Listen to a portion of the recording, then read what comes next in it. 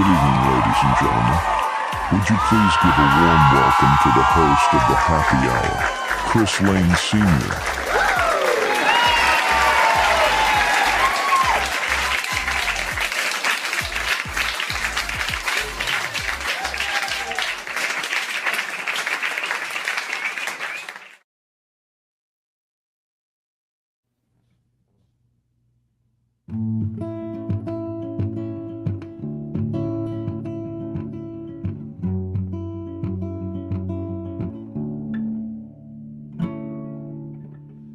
Held up by broken wires, betrayed by my desires.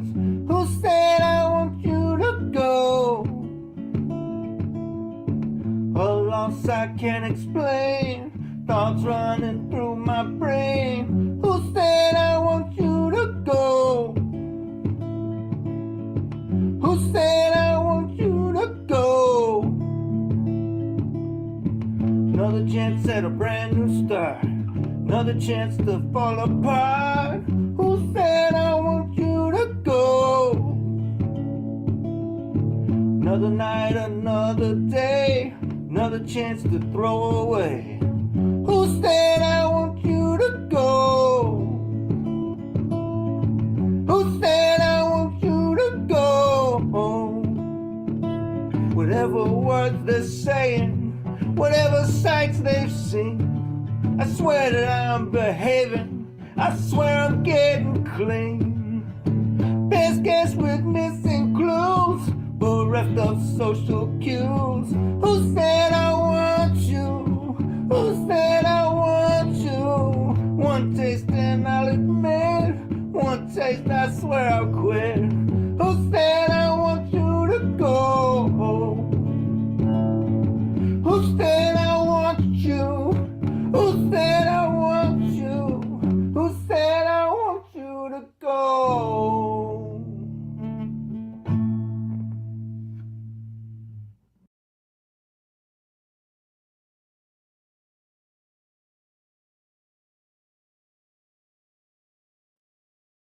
Good evening, everybody. How are we doing tonight? Welcome to the Happy Hour with Chris and friends. And you'll see some of my friends here in a bit. But right now, you've got me and I've got you. I've got you, babe. Babe, I've got you, babe. Glad to be here. Good to see everybody tonight. It's a wonderful Thursday. I'm in a great mood for no particular reason. Just, I got up this morning, my eyes opened, I breathed in, I went, okay, we're off to a good start. Doesn't always go that way, so it did today, and I'm happy about that. We'll take a second, we'll say hi to people in the chat.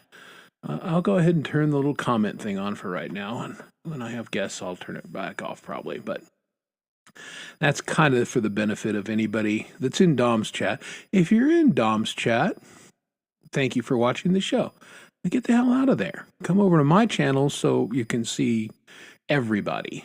And so there's Boomer Bass Meme. How's it going? Good to see you, Boomer. There is the great Pookie Ann. Good to see you. And Jerry Gomes. How you doing, buddy? Good to see you. And there's Poisoned Whales, who I've been wanting to play that song for a couple weeks. So thank you for that, Poisoned. I enjoy the cut of your jib, Sailor. So good to see you here, and thanks for joining us. And let's see, I saw, Pole Vault is lurking somewhere, and I see that there's some other people lurking, so good to have everybody tonight. Hey, there's Pole Vault, and then there's Sunshine Archer. They're together a lot, I see, which is probably a good thing for people that are married. They seem to like hanging out with one another, and that's nice. I'm wearing my fashion glasses tonight in hopes that I can see the screen a little better. These glasses smudge easily, and so I don't know. I'm just in that no man's land. I really probably should get a pair of computer specific glasses that focus at the right length, but this I kind of do that a lot. Just trying to see what's going on. And that's been, man, for a dude who had 2015 vision his entire, until I was 60 or 61, it ain't 2015 anymore. It really took a dive in the last couple years. So, yeah. Yeah, so you think you're going to keep seeing her for a while? All right, good. And don't screw this up, Pole Vault. Just saying. Not like you're going to do better, bro. Just telling you now. And that's what friends do. We tell each other the truth. Yeah, I had a nice chat with Pole Vault the other day. It was nice.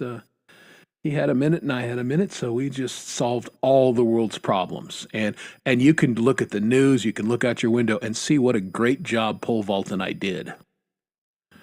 So yeah, we may have to revisit that. But anyway, so yeah, Thursday night here. Yeah,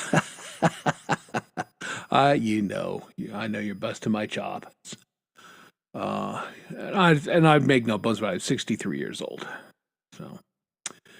So yeah, that's how old I am. And today I'm one day older than that. So again, that's why I say today was a good day off to the start. Of course, was at the doctor's this morning because seemingly that's all I do between the various, general doctors, eye doctors, MG doctors. And I'm just, today was the urologist because I'm that age and they just want you to come in every once in a while. So I did. And so now I'm off with my day. Yeah. Oh, so you're younger than me? Well, you piece of shit. No, I'm kidding. Good for you. Hey, I got a couple jokes to start off the show. Timmy and Johnny, 10 years old, 8 years old, brothers. And Timmy, the older one, says, you know what? I think we should start cussing. Timmy said, well, okay, that sounds good. How do we do that? And Timmy said, just follow my lead. So mom comes down and says to Timmy, hey, what do you want for breakfast? And he goes, bitch, I want some fucking cornflakes. And his mother, her jaw dropped, and she grabbed him and she hauled him out of the room, beating his ass senseless, put him upstairs in his bedroom. I mean, and Jimmy could hear the wailing from his brother and everything. Now his mother came back downstairs and said, okay, you saw what happened to your brother. So I want you to think hard about this. And I'm going to ask you a question. What do you want from breakfast? And he thinks about it for a minute. He goes, well, I don't want any of those fucking cornflakes. All right. That joke, that one amused me. I like that one. And since we're close to St. Patrick's Day, here's an Irish joke for you. Irish guy's in the bar and he's been drinking all night and he decides it's time to go home and he gets up and he falls flat on his face. And so he kind of pulls himself up and heads to the door, kind of makes it to the door, but falls flat on his face again.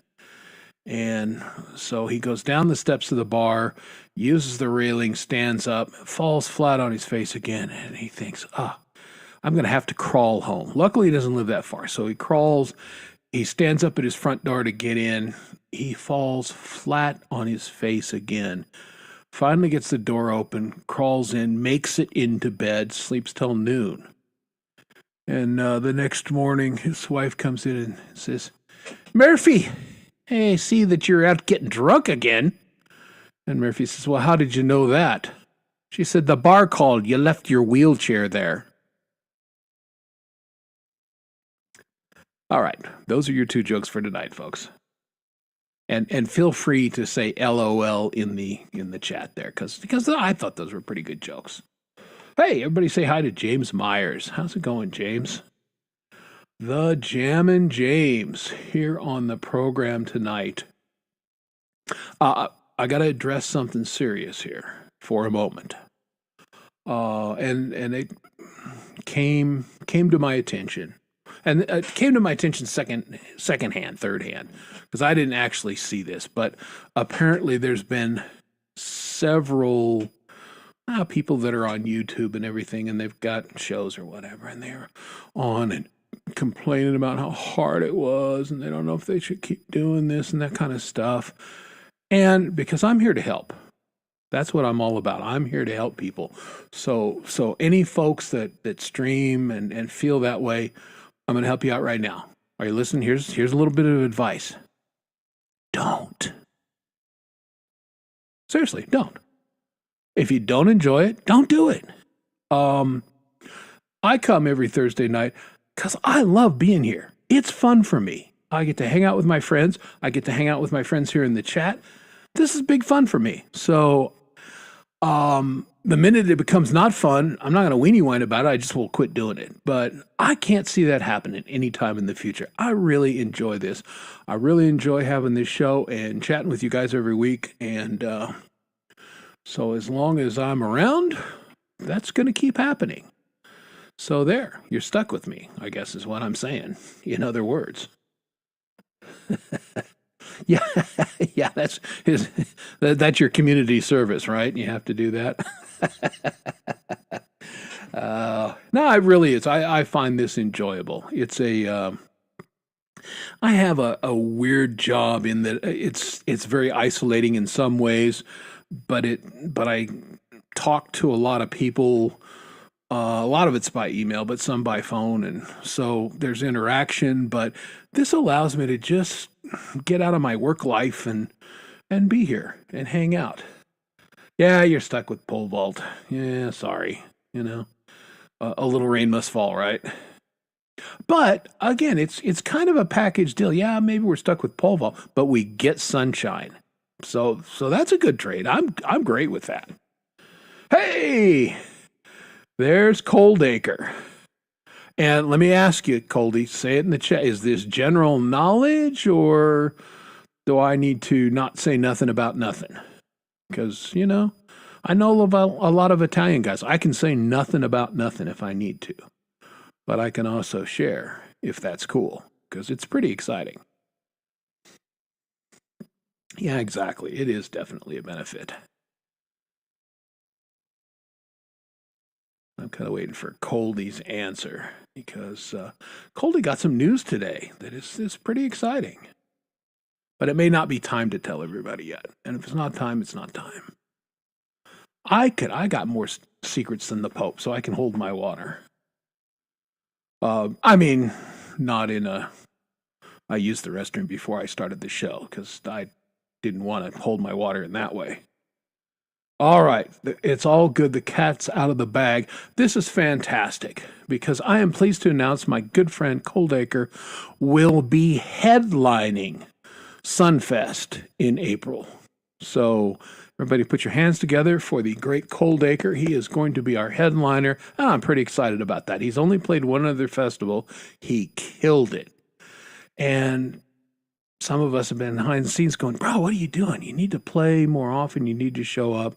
And most importantly, G-Mate felt that same way and said, I'd like you to be the headliner. And Coldy said, I'm going to do it. So there you go. You're right there in the chat. You're rubbing elbows with the headliner for Sunfest, April 25th, which is, I think, the third Saturday in April. I don't have my calendar handy, but I believe that's correct. Yeah.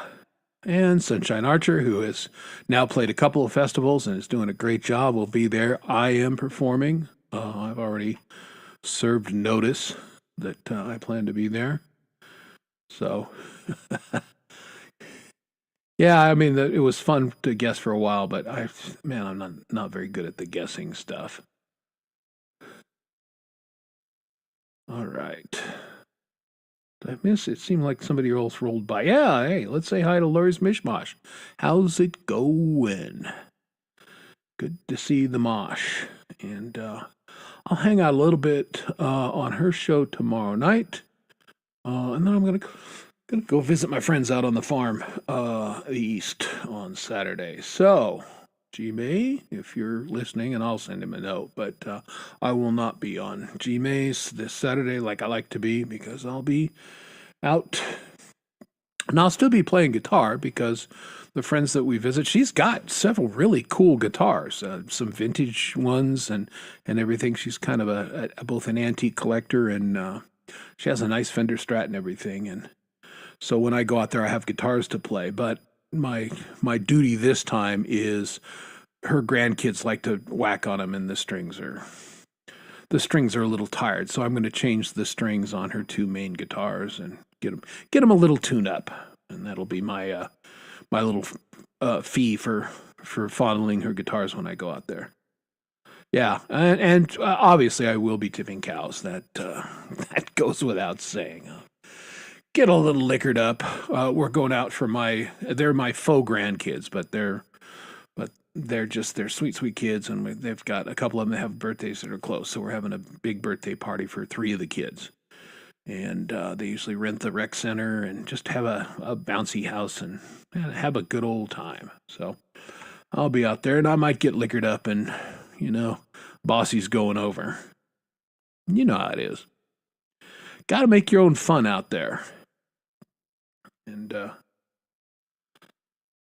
there's almost only so much corn mazing you can do. I am going to take a drink of my delicious coffee. That was good. All right. So in other news, you guys know what a huge hockey fan I am. And trade deadline is tomorrow at, I believe it's 2 o'clock Eastern. So my Avalanche have been a little busy, and I'm super disappointed that apparently we had a deal in place to get Nazem Kadri, who won the Cup with us in 2002, and he went to the Calgary Flames, and we had a deal in place to bring him back in a trade, and it was a done deal, and then somebody in management, apparently the owners, kiboshed it, which I'm really disappointed. I really like Kadri. Good player, clutch player, money player. But we did make a trade today for a good forward. He'll be probably a third line guy for us from Toronto. And I know Zach Thong likes to listen to the program, and I know Frank does and lurks sometimes. And so I don't know what you know about Wah, but he's coming here. I know this. Probably Toronto's not going to make the playoffs. So their chances of winning the Cup are 0. So this player has the opportunity to be here with the Avalanche. His chances of winning a Cup are much higher than 0. I mean, I don't know how much higher, but they're not 0. So I'm sure he's excited to be here. We also traded for a dude from Nashville who's a small mobile defenseman, which is a little bit of a head scratcher because we just got rid of a small mobile defenseman. So, and traded for a bigger defenseman. I'm not exactly sure. But again, looking for depth, everybody. Dallas is buying players left, right, and center. So I think this is keeping up with the Joneses a little bit. But hockey season's going to get exciting. Oh, yeah. Oh, Kadri took all kinds of stupid penalties for the Leafs and did a little bit of that when he first got to Colorado. And Landeskog and McKinnon sat him down and said, bro, we don't do that here. And he got the message, and he was great. Colorado fans have nothing but fond memories of Kadri, and I would have loved to have seen him come back. But not looking like that's going to happen.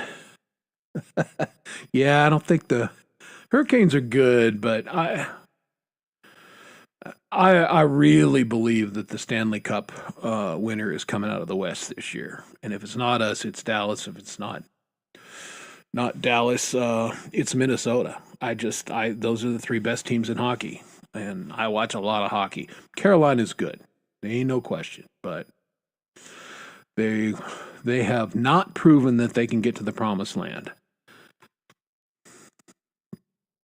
So there's the hockey talk for tonight, I believe, unless, one of my guests comes on and wants to talk more hockey, in which case I'm not opposed to that because let's review. I like hockey, and it's getting And speaking of which, my wife, I picked her up from work, and she had just finished a lot of important, end of the year tax kind of things. And the phone rings in the car, and she says, "Hello, it's her boss."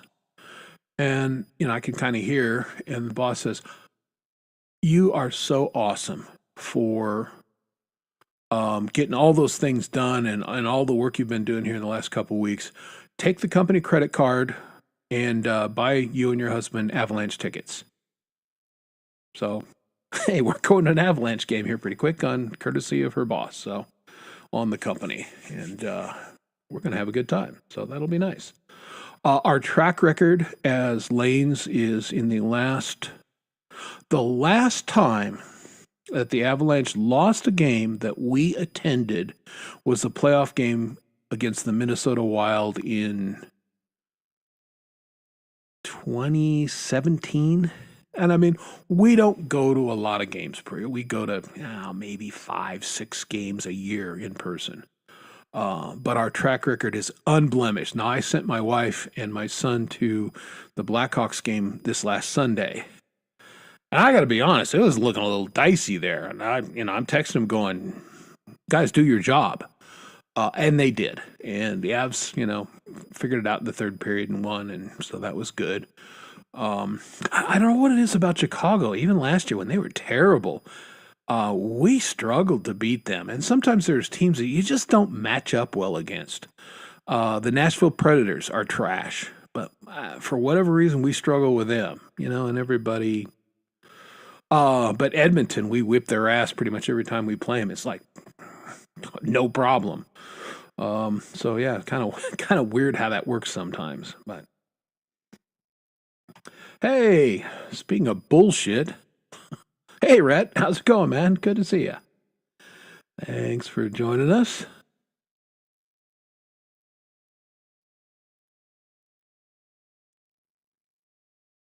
How many times do I got to show it to you? All right.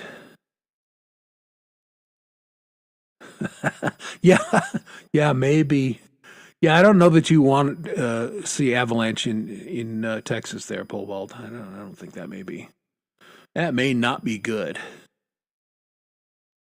Well, yeah, I understand. That the spelling of guitar and peepee are, very similar. I can understand why you got confused. Good to have Rhett in the chat.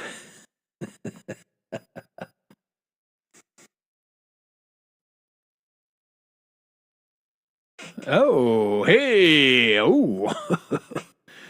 Hubs got jokes. I hope that's a joke. No. All right. Well, later on this evening, when some of my guests arrive, we're going to talk about pet peeves tonight. Just those little irritations in life that annoy you more than they probably should, but we got to be honest about it. They're friggin' annoying, and I've got several, and I'm sure based on my conversations with my potential guest tonight, they've got a couple themselves. So that is coming up probably in the next 30 minutes or so. But in the interim, we're going to I'm going to stay in the chat for just a second.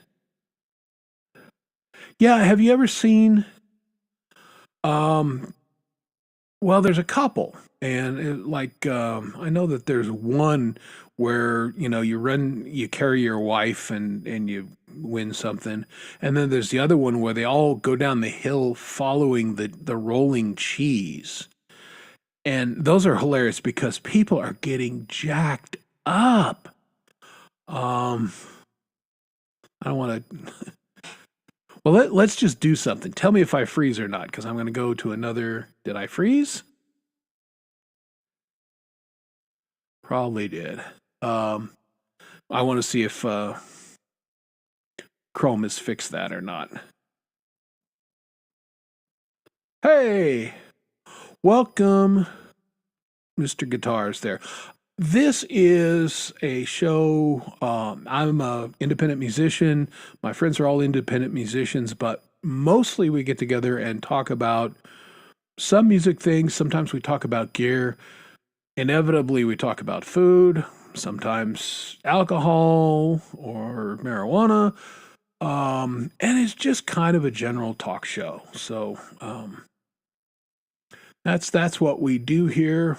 You're welcome to hang out for a while and see if this is your cup of tea, and if so, that's great. But thanks for joining us really quickly, and I'll hit this. Here, look, my new thing. Hit that like button, please, because YouTube tells me to say that, and we all do what our YouTube masters tell us to do we not? We try to. Anyway, but yeah, hit that like. And if you're not subbed to me, I do this every week, every Thursday. And I put out music every once in a while, too, depending on when I get...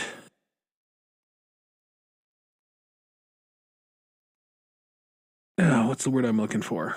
When I get a brain? When I get ambitious with the video. And I was looking at something the other day where it was like a combo music video. It would write a song like a Suno kind of thing and do the video at the same time. And I'm like, I don't need any of the fucking music thing, but if it would make a video for me, that would be cool. So I gotta look into that a little bit more, because the video just drags. I like it. It's fun to do. It's fun for the creativity, but I'm so slow. I'm just slow. Yeah, I wish they still made the Avalanche. The Avalanche I'm not a Chevy guy, I'm a Ford guy, but the Avalanche was a cool truck. And not surprisingly, they sold a lot of them here in Colorado. And everybody that owned them said they were pretty good vehicles. But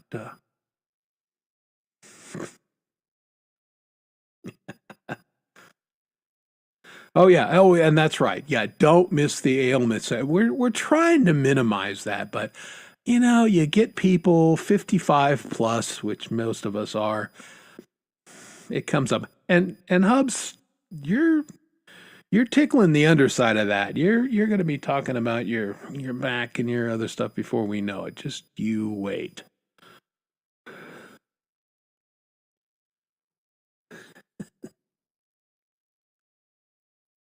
An avocado.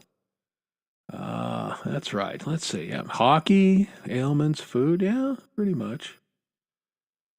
Dinner tonight was, and I told the wife because she worked late. I said, tuna melts tonight. That's what I'm doing. She goes, actually, that sounds heavenly. And so we had tuna melts. That was dinner. But of course, I make gourmet tuna melts because, come on, it's me. So special tuna. It's got sweet relish in it, horseradish, Dijon mustard, a couple little spices, and then I learned a long time ago, don't butter your bread because it makes it soggy and greasy and it burns. Use mayonnaise. It gives you that little bit of crunch, but it's not nearly as greasy. And so there's your little cooking with Chris segment. 2 second. Yeah, spread just a thin coat of mayonnaise on the bread, and then do it in the pan. It's nice. So we had that and corn in butter sauce tonight. That was dinner, and my tummy's happy. I did not use Wonder Bread. I actually got a special wheat loaf, a artisan wheat, which held up very nicely, I must say. I was very happy with its texture and its flavor. And I'm about ready to start baking bread again because I keep looking at all even on the artisan breads, they're putting too much crap in there. Bread is dough and yeast and water and salt. It doesn't need anything else, and maybe some grains. And the stuff you buy, it's convenient, it's sliced, that's all nice. But man, the stuff that they put in there preservative wise, I'm not crazy about. So yeah, I was gonna bake a loaf today, but I didn't have time.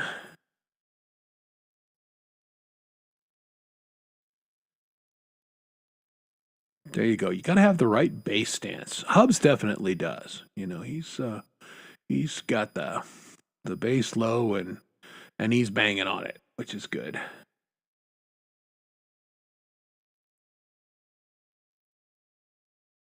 Yeah, there was Hostess had a bakery on the way to my wife's old job, and we'd drive by, and we'd stop in there and buy fresh loaves every once in a while. And again, it was a commercial bakery and that stuff, but I mean, it was literally right out of the ovens, and it smelled awfully good. Kind of the same thing. The building's still there, but they quit baking there about, I don't know, a decade ago, maybe a little longer.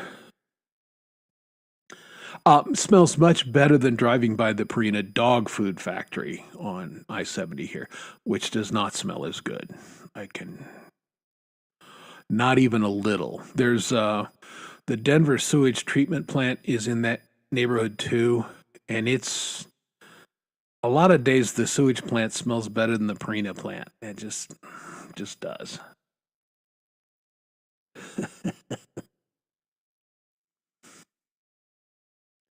All right.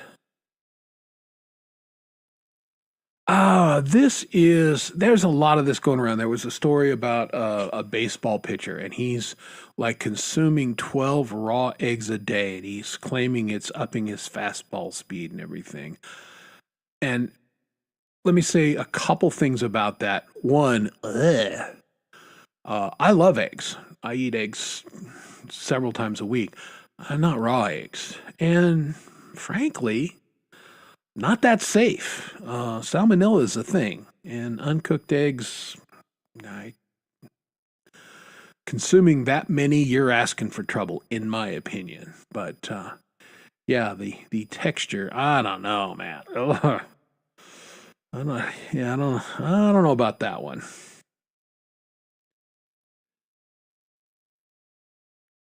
Oh, I'm so sorry, Deadpool. Deadpool.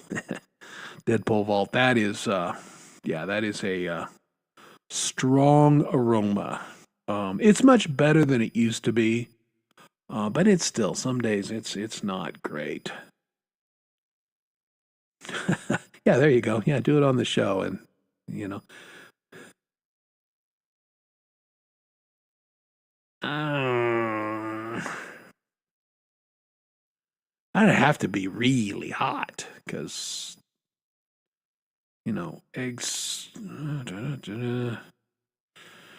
I don't know. It'd have to be really thin. Like how you guys maybe you know, maybe you don't. When you make egg drop soup, the Chinese thing, you crack the egg and you just, let it dribble out slowly while you're whisking, but you're in boiling soup, so it will cook. But it takes 2 or 3 minutes while you're whisking it to, feather out and actually get cooked and firm. I don't know about that in a coffee, but let's review my disclaimer, YouTube. I'm not a doctor, and I'm not giving medical advice on this show. I'm just giving my personal opinion, which is, I don't know about that one.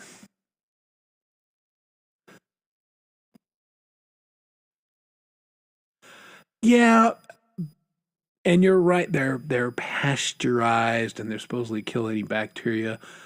But again, I eat enough eggs that and I like my yolks a little runny. I just do. But there are times that I have a little tummy trouble, and I know that it just those eggs were not cooked thoroughly enough to kill whatever was in there. And plus, then they're still handled by people. So yeah. And if they don't wash the shells well enough, and then it drips on the shell a little bit, there's contamination things. Again, we're talking, and I got because YouTube knows I like music, and it feeds me a lot of rock and roll history trivia. And in the Beatles song, I Am the Walrus, where there's the line, I am the Eggman, cuckoo, cuckoo. Well, I found out that was a reference to Eric Burden of the Animals.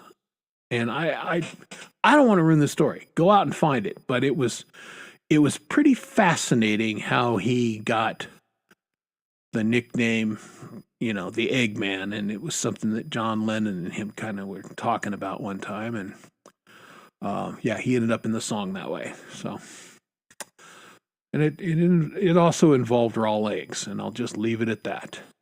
Go hook that, hunt that up if you want. Yeah. Now, I'm with you on that. And the neighbors, when they were doing the chickens and they would give us eggs every once in a while, they're the best. They really are.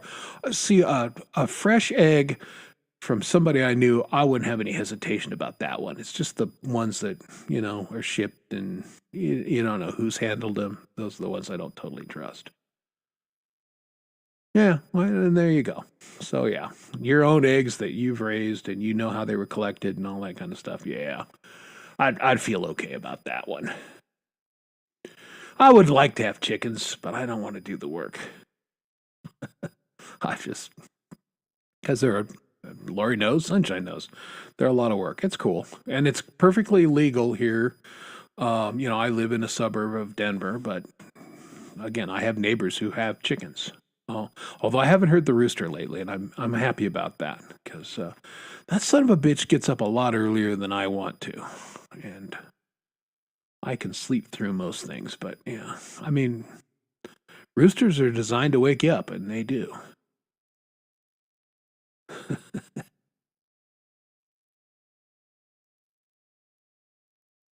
Yeah, fresh eggs. I mean, there's again fresh food like that. There's nothing better. There's a commercial outfit. I buy most of my beef and my chicken from a farm that's on the eastern plains of Colorado. And they come into town and deliver my order once a month. And it's all packaged up. And I've got they have a little cooler that they bring that's got dry ice in it. And they ring the doorbell and drop it off. And I put it in my freezer. And, that's what I eat. And I've started doing that with that Wild Alaska seafood. I've gotten 2 orders of that, and my wife and I eat chicken, fish, or beef. That's our protein sources pretty much every night. And we both love seafood. And I gotta say, if you like seafood, this is really good. I mean, some people live on the coast. I mean, that's great, and they can get depending on which coast, and they can get some pretty good seafood. But this is right out of Alaska. They catch it, they freeze it, and they send it to you, and it is super good. Yeah, I know, Mr. Pickles. You miss Mr. Pickles. And that, I mean, 3 a.m.'s a little. Mr. Pickle needs a better alarm clock. That's what they should. Apple should make an alarm clock watch for roosters, so he can check and go. 3 a.m. Nah, too early. I gotta wait. I gotta hold on. Hey, wanted to say hi to Vito. What's going on, Vito? I'm looking at that drawing, and yeah, I might know who this is. But hey, Vito, welcome to the program. Vito's been around. How do you say balls in Italian? Lori, do you know? You probably do. I can say balls in a couple languages. Huevos. I don't know how to say balls in Italian. All right. Well, the first of my esteemed and vaunted guests are here. Everybody say hi to Hugh Caldwell. Hi, Chris. How you doing, buddy? I'm doing. Okay. Who are you doing? Uh, Look at that sly grin. Yeah, sly bastard. How are you? yeah, I'm okay. Not bad. Good. Troubleshooting some bullshit computer stuff there. Always with the bullshit computer stuff, right? Yeah. Just throw a few things about and then it usually works. Yeah. So how and you and your friend Felix? Is Felix taking a snooze? I don't know if you can. He's behind me. Ah, okay. Yeah. Well, good. Yeah, I've got the boys locked out for now. All right. They may break in later, but for right now, they're stay the hell out. Mm-hmm. So, what's on your agenda for this weekend? You mentioned the other day your hands were feeling good, and you're doing some recording. Yeah, haven't done it yet, but it's been really frustrating the last couple of months because every time I got close to feeling 100%, something would go tits up, and then it was like back to square one for a bit. And I've got a few things I need to kind of catch up with, and I really want to get into it, and it's been a bit frustrating. So, but I do feel good, and the drugs are working well. So, Okay, well, that's the thing. Now, I've been meaning to ask you, were they changing your drugs because they weren't working, or they were just changing your drugs to see if it would work better? they were experimenting basically. Okay, yeah, that's a bit of a head scratcher to me if things were working. Again, here's a bass player's mentality. Well, This works, don't fuck with it. But yeah, they were working, but I had actually phoned my specialist guy to say one day that although they were working, the methotrexate tablets that I was on, I took 10 every Monday, uh and usually on the Saturday or the Sunday just before I take the 10, I was in trouble. I was really feeling it. So they were talking either they didn't want to up the dose because I'm on a very high dose as it is. yeah, So they thought they would supplement it with a new drug, but my body just didn't take to it. yeah, And actually, it put me back a bit, and it took a while to recover from it. So, uh, gotcha. get getting there now. But That's good. Yeah, yeah, I may have been on that briefly. It was methyl something that I was on, but it didn't do anything for me, like nada, other than cause me to live in the restroom, which was not ideal. And here's the health section of the program, folks. We're getting it yes. out of the way. Well, the last thing I'll say, Chris, is the other drug that I take, which is an injection of a thing called Amgevita. I take that every 2 weeks, and every time, every time I take that, it's like instant. Yeah, you're ready to party. Yeah, taking a big hit of steroids. Let's go. It just has a proper boost, but it only lasts for like the first day. I mean, Yeah, you just feel it superhuman for a bit. But quite funny. yeah. Well, very good. Well, the theme tonight. Well, let's say hi to our next guest. Are we ready for our next guest? Everybody, put their hands together for the great Lori's Mishmash. Hi. Hello. Hi, Hen. Guys. I'm on. It's What's good to see going Hi, on? you. I was thought this would be a great segue into pet peeves because he's talking about computer technology, and that's on my list. Exactly. Well, that's what I was setting up the pet peeves thing, and here you are. So Totally. Hi, this is everybody. the I gotta seg. pop the chat out.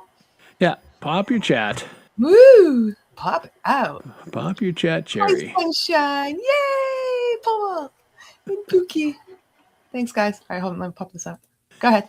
Ignore me. Well, okay.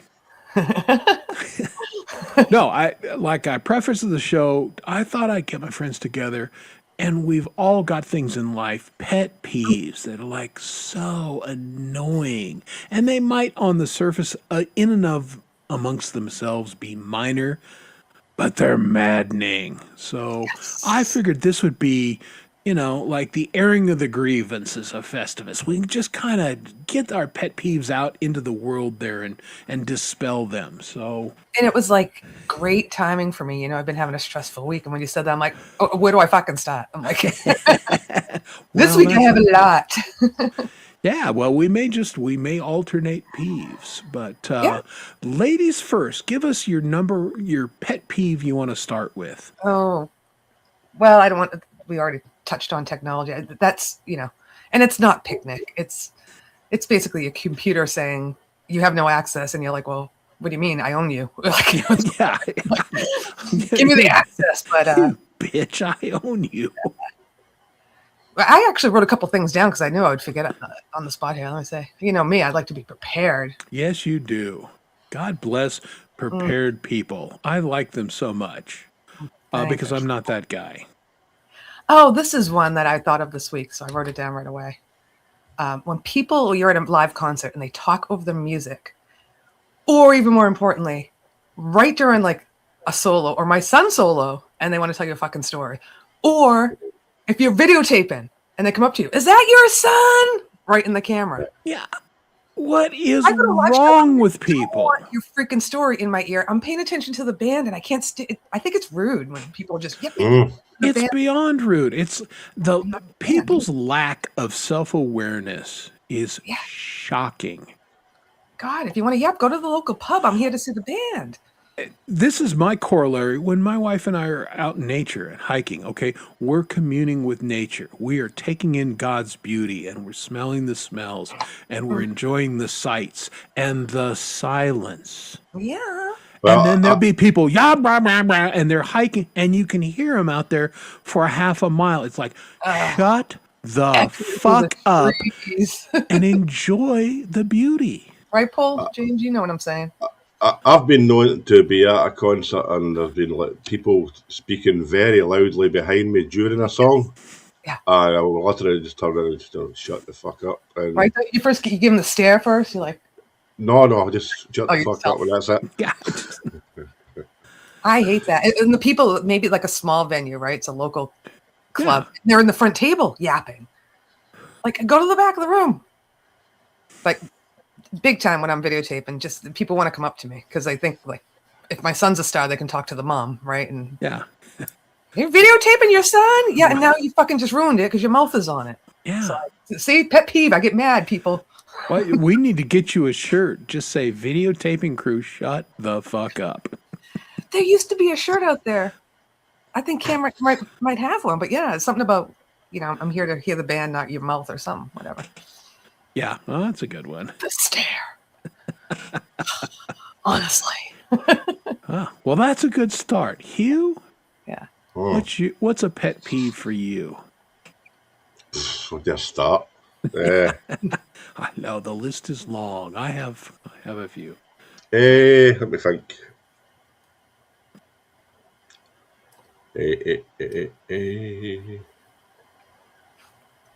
Yeah. See, it's hard to think of the spot. That's why I wrote some down.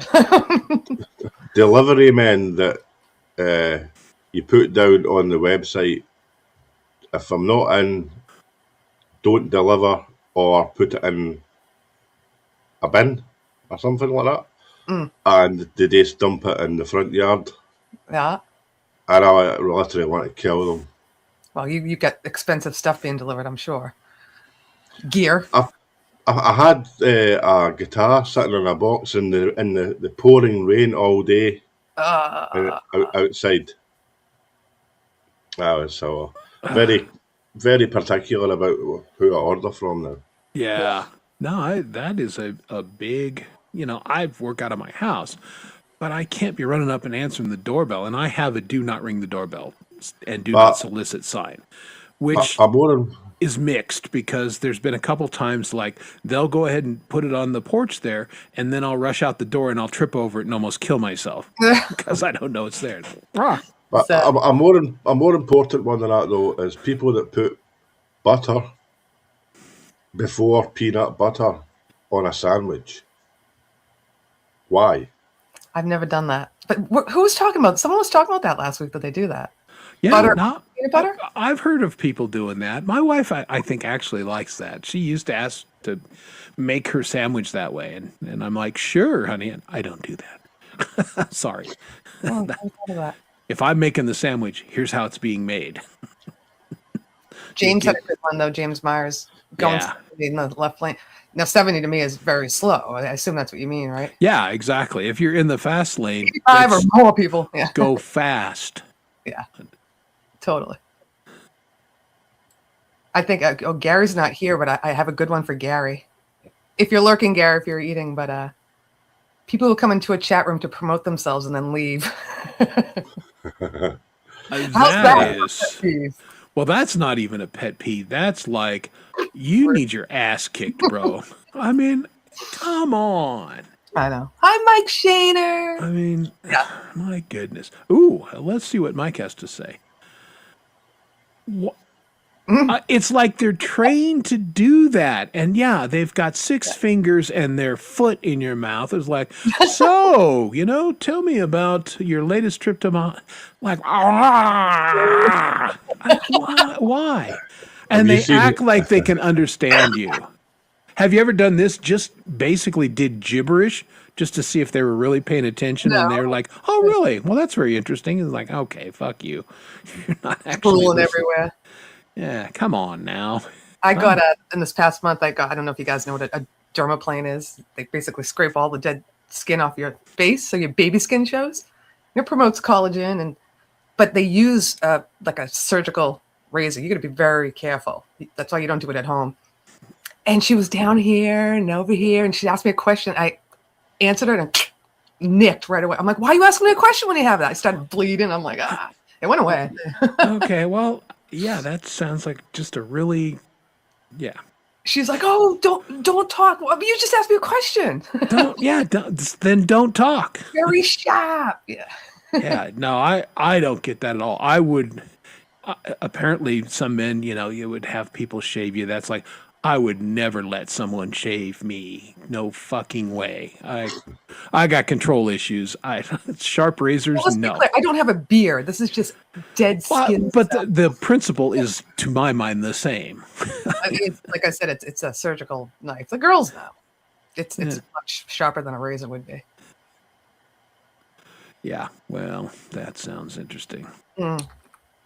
For me, audio is everything. I'm a musician, so I'm very sensitive to how things sound and everything.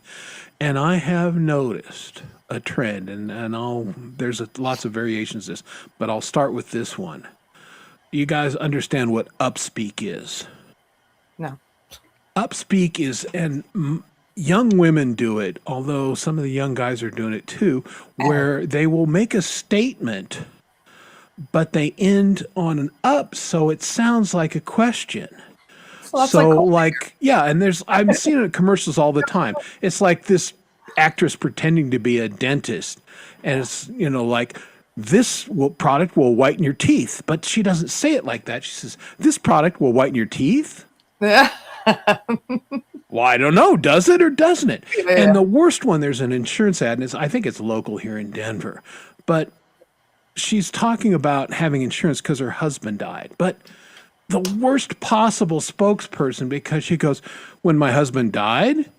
Well, did he die or not die? I mean, what the fuck? And it's just, and once you start to hear it, and now I've ruined it for all of you out there, you'll start picking up on it, and it will drive you insane. Well, you made me think of 2 things. Not if you're done, I don't want to cut you off, but ads lately on YouTube, Facebook, whatever, ads for girls promoting things I hate when girls say, "I'm obsessed." Oh God, that's so overused. Fucking aggravating. Like, hate it. It's so good. I'm obsessed. Or literally is another one I hate when they say. It's literally my favorite lipstick. And there's another one. I just forgot about it. It'll come back. Obsessed is the worst because they're obsessed about, I'm obsessed with this underarm deodorant. Yeah. Really? Obsessed, are we? Cooking shows. Their latest thing is when they're showing what they're cooking. Yeah. You don't add flour. I'm going to go in with some flour. They say, "Go in now." Yeah, and then you go in with a can of tomatoes. And then you go in with I'm like, stop. Yeah. Is this pet peeve or aggravated? Because I'm aggravated. Well, I mean, they're both, but we're going to have some fun with this tonight. I can tell. And then you're going to go in with a can of peas. Yeah, go in this. Yeah. I'm going to go in if you're not careful. There's another speech one that really has started to bother me, and again, it's not sex. It's just young men, young women, they don't pronounce T's, and so like there's a player here in Denver. His name is Cortland Sutton. Okay, Yeah. Sutton, Sutton. Yeah. But they don't say Sutton. They say Sutton. That's kind Cortland of Sutton. Yeah, that's kind of I mean, where are the T's? And I'm, are a sloth and glutton. And like, come on now, you need the T's. That sounds like somebody from London would do that, actually. Yeah, I mean, but all of a sudden it's Americans doing it that should know better. Regional around the world, I understand that there's some, but it's becoming, and I'm seeing it on national figures, and they're not pronouncing it. It's like, so I'm supposed to pay attention to you, but you can't even speak. Yeah. Wow. I have a friend from upper state New York. She's the one that's in Miami now. But she always used to laugh at the way I say feet, F-E-E-T, because it's feet. It just ends with eat. So not feet, but feet. Apart Scottish people can't say fish. Yes. Fish. Oh my God. We saw that the other day, and that kid, fish. With, it was killing Harvey, me. What's Harvey's name? God. Steve Harvey. Steve Harvey, thank you. Yeah, the cute little Scottish boy. Of course, it's coming from feet, but well, he said it more like fish. He had a strong Scottish accent, right? But he really did. He was adorable, but like, fish. It sounded like over the east side of the country to me. Yeah. Sorry, the west, not the east. I'm in the west. Okay. Somewhere where I'm at, not there. Yeah. That other place. Yeah. Oh. Well, it's 4 in the morning, Chris. Oh, I know. Well, and so you're getting a pass. You're on my show. And, there's a pet peeve. I didn't take up at fucking 4 in the morning going to anybody's show. Yeah, I know, and that sucks. We had a rant on time zones in our little chat, and it's just. But it's a problem. That's the world's fault. Nothing to do with. Well, daylight savings time is a pet peeve. They shouldn't really have it anymore. I mean, I love the longer days of sun, but it's like we're not farmers anymore. We're not living on the land that you need. Well, and it was never. I posted the history because I'm a history nerd. Yeah, it was never about the farmers. In fact, the farmers have been traditionally some of the most vocal dissenters of daylight savings time. Oh, right.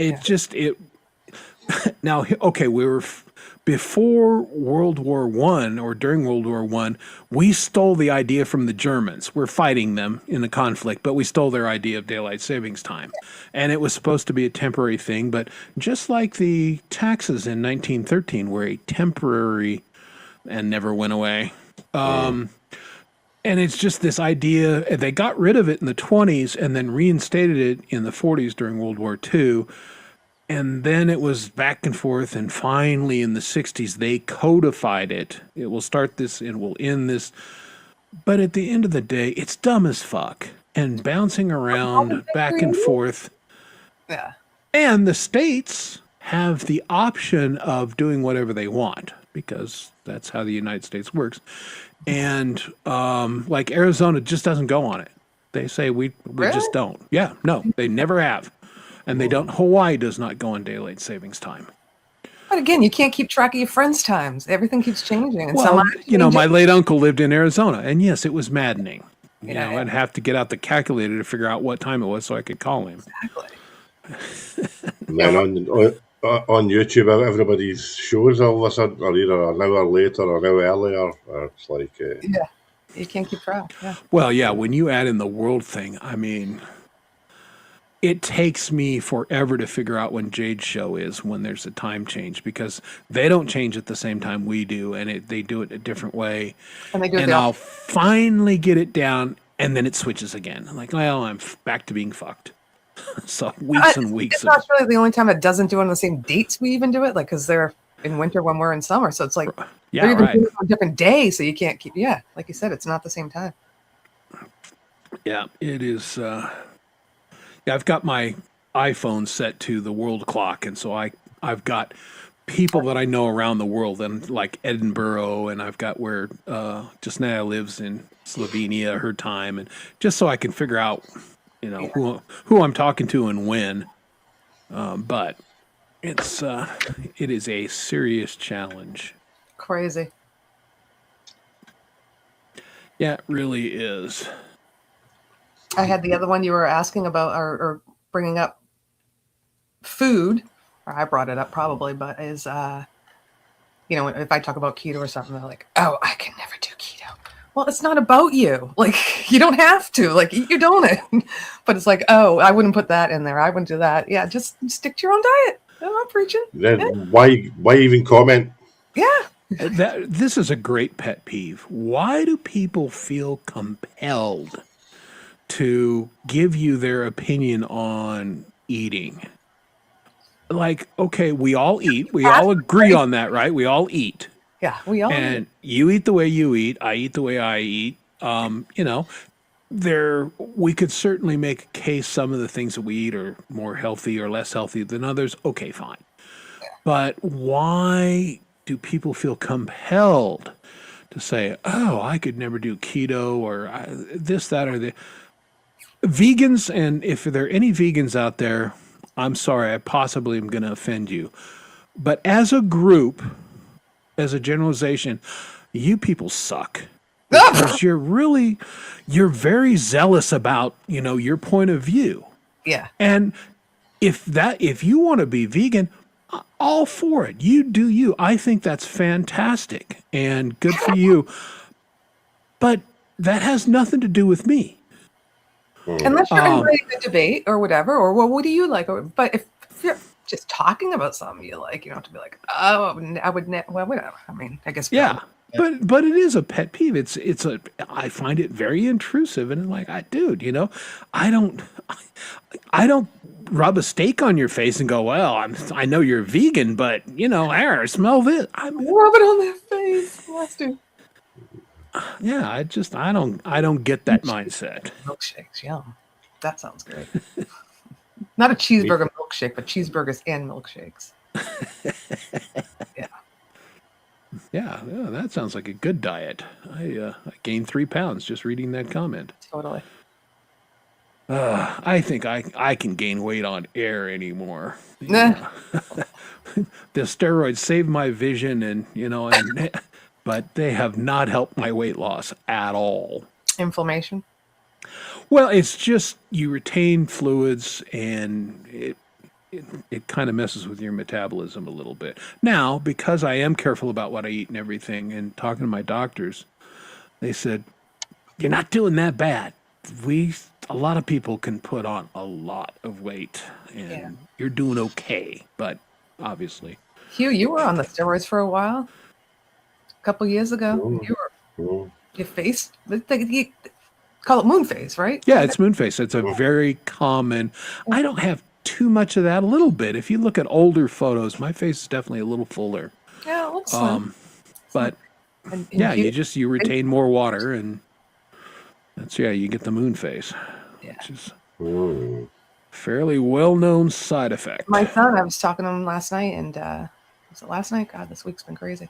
But he's still going through, autoimmune stuff and inflammation, and all he can focus on. He's a 21-year-old handsome boy, right? And it's like, my face is so my face used to be chiseled, and so I'm like, a lot of it's inflammation and gut health and all that. And I'm trying to tell him, yeah, you're taking awesome supplements and you're taking care of yourself and you're mentally doing awesome, but gotta cut out those carbs and sugars. If you help, it's not on steroids. It's not helping. That's and that's part of the problem. The steroids really stimulate your appetite, and often for bad crap. And I found it, especially the first couple months I was on it. I'm eating crap, and I go, why am I even eating this? Yeah. And I really had to be. Yeah. Oh, it was really like it was and apparently that is a very common thing, and I really had to be mindful of it and get a hold of the reins.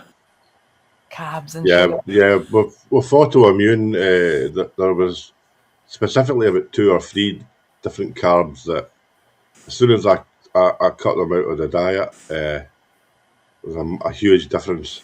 Yeah. Huge That's what I keep difference. telling him. I mean, I know a lot of the illnesses that he had caused inflammation that also caused puffiness, but I'm saying if you want to cut it and reduce it, Yeah. and continue the journey in the right way, then now it has to be the way you eat thing. And he's pretty good. Chicken salad, and then boom, he's a college kid. Beers, Yeah. fast Hello. food, pizza. It's like, Well, which I do too. I'm like, I don't stay strict Beer, keto. beer's a hard one. I have to admit that though. There's unbelievable amount of carbs in beer, and I'm a bit like Cody. I've got the tolerance. I could probably drink beer all day. You know what I mean? Like, I don't. but Coley found the magic bullet. yeah, this no beer. carb, keto beer basically, which is I saw some like last month in the liquor store. It was like I don't drink beer, but I was like, I saw zero carb beer, and I'm like, what does that taste like? how does that work? Yeah. Well, I went when Sean and Kay were at the Avs game. My sister-in-law was over staying with us this weekend, so her and I went out to the wood-fired pizza place up the street. Yeah. And we both ordered a beer, and it was good. It was local brewed and everything. But I got to tell you, after I finished it, I felt like I weighed 380 pounds. I just felt bloated, and it reminded me why I don't drink beer very often. Because for me, it makes me feel very bloaty. When I drank beer, it was always light beer, but yeah. I'm like you. I could have like 10, 15. Like, I mean, you start drinking at the beach and you continue it at the fire pit. It ends up being a lot of beers, right? So you're not pounding in an hour. But yeah, you wake up like your stomach's huge and you're like just tired and full. See, one thing I miss, Laurie. I think did you say that you used a keto flour? Well, almond flour. Yeah. Is keto friendly because it's made with crushed almonds, which is just a nut. Yeah. So it's not a grain. Right.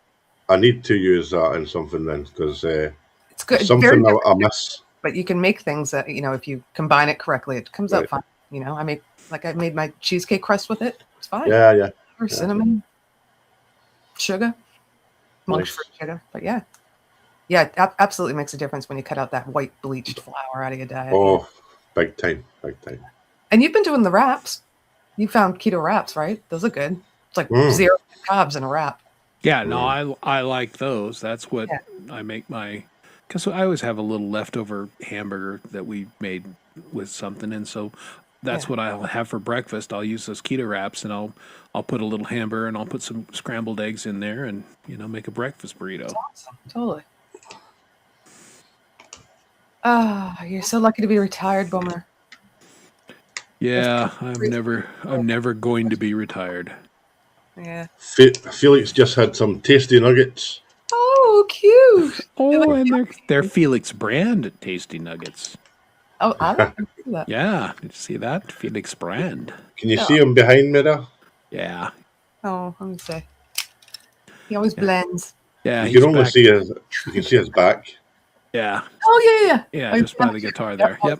Towards the chair more, the couch, I mean. Hi, Felix. Psst, psst, psst. So cute. Yeah, I mean you're on the right track there, Paul. I am slowly pulling carbs out. But again, I have a challenge in that my wife is a little bit underweight. So I got to keep weight on her and keep weight off me. It's tough when you have to cook for two. Yeah. And Sean's pretty self-sufficient in his ways, but I try and cook him dinner most nights because he's around. Yeah. And, he's like me. He eats very well. Difference is he lives in the gym, and I mean, that dude is buff. Burn it off, too. No matter what. Yeah. And he works in a warehouse, so, yeah, he's active dude, whereas I sit here and talk to train nerds. Well, when Cam first left for college, I was like, now I'm cooking for 2 of us. It's a lot different than cooking for 3. Yeah. Because I'm like, I always make enough for 6 anyhow. So now it's just left over and you throw it out. But when I started keto, I was just like, do your own thing anyhow. But once I realized I could make yummy things, I'm like, Chris, you can eat the stuff I'm making. It's not diet food. It's delicious. And he has been testing all the stuff I make now. But yeah, well, it's always nice to do that. Yeah. And so I've how we've landed on this is, I know what she needs, and I'm just really working on portion control. So, my wife is literally half my size, but I eat exactly what she eats as far as the quantity. Yeah. Well, don't starve yourself. Chris, Well, I I could need miss to a couple go. of meals. I'd be okay. Chris, I just have to grab some more. I need to caffeinate up a wee bit. I'll be back in 2 minutes, right? Okay. Go and chill. Caffeinate away, baby. Mm-hmm. I still got mine. Well, very good. Oh yeah. Oh, now we got to get after him. I mean, look at the round circle of nothing. I mean, you got to have, something nice to, Roar. I get my Jack Flash shirt on this one. yeah. I have a lot. I have Frank Turzo as my picture. Oh, I got As it. my picture. Jan Brady. Gotta create an avatar for sure. Yeah, I have more than a few avatars. Yeah. I have the professor and Juan the janitor and others. Yeah, so we've switched ours sometimes just for my show. Yes. Which is fun. So you're gonna be there tomorrow, at least for the first half, you said, or? Yeah, I'll be there for I should be there I for can most send out of the it. link to my friends in my email land. Yeah. I want people to perform tomorrow night. I have a few games, obviously. I'm playing Cool. In Like a Lion, Out Like a Lamb, March theme. Got some word association games, but I think I haven't been on. I wasn't on last week because of the power shit and everything that was going on. And then this week I'm like, oh, it's March. Let's do March. But this week at work has been so crazy. And I'm like, all right, it's going to be a regular hang, which I don't have to have prepared stuff. But I love listening to you guys play. So. Yeah, well, I have not played since. Did I play on your show Friday? I think I did, but that was the last time I. So That's the last. Oh yeah, no, then that would have been Thursday for the kiddies. I have not picked up a guitar since. I've been just work swamped. Me too. I haven't played the keyboard. I played it a little bit because I finally figured out my wire, but I haven't. This week I've had like 3 meetings a day, and I get this presentation tomorrow. And I'm like practicing. It's not like a long one, but tonight, like I said, I'm like, I want to come on your show. I need a break because the more I practice, the more I'm like messing it up. Yeah, don't let it get in your head. I mean, we saw I was getting in my own head before G-Maze, but that's what happens, right? It does, and you got to be mindful of that. You want to practice and you want to feel confident, but there comes a time where like I'm not helping myself here. Don't overdo it. Yeah. Yeah. Or you're doing it to the point where you start second guessing yourself and start losing confidence. Like then you got to quit. Yeah. I was supposed to do this last week, and that's when we had the big storms here. And right. Then the power went out, and I came back. I was at my mom's just to stay warm and have some light, and the power came back on, and I was supposed to have my presentation that day. It's like a big sales thing. And they're like, no, we don't want to risk the power going out. We'll just do it 2 weeks from now. I'm like, no, I'm ready now. So I had to like wait 2 more weeks.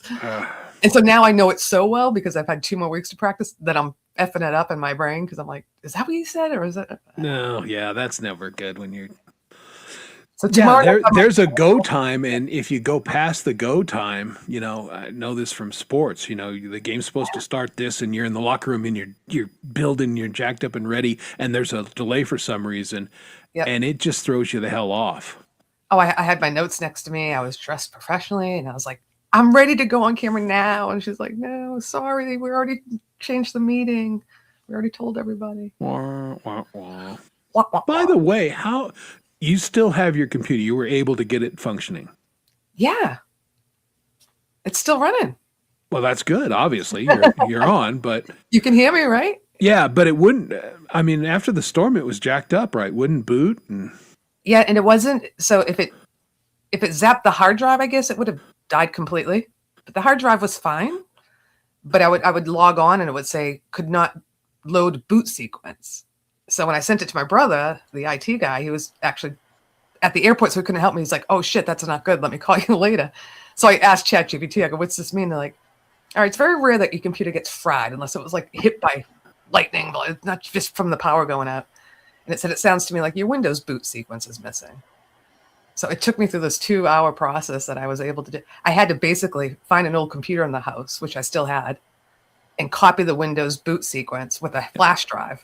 Okay. Into my current computer And because it wouldn't boot up, hit F12 20 times and then type this in the DAWs sequence and the BIOS, and the blah, blah, blah. And it worked. I was like, holy shit, I did it. Okay. Yay. Well, that's some good teching. It took a while, but yeah, it was. Cheers. Oh, cheers. Hey, Lori's. Cheers. Nice mug. Nice mug.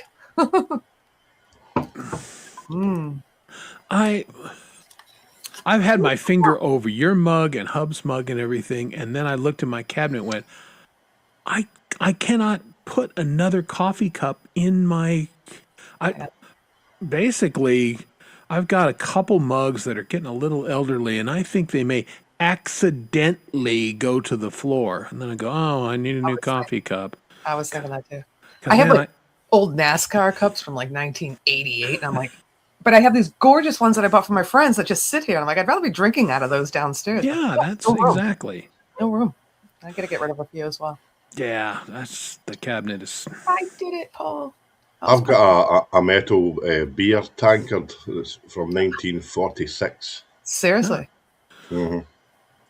Was my grandfather's. Like a Stein, you said? Yeah.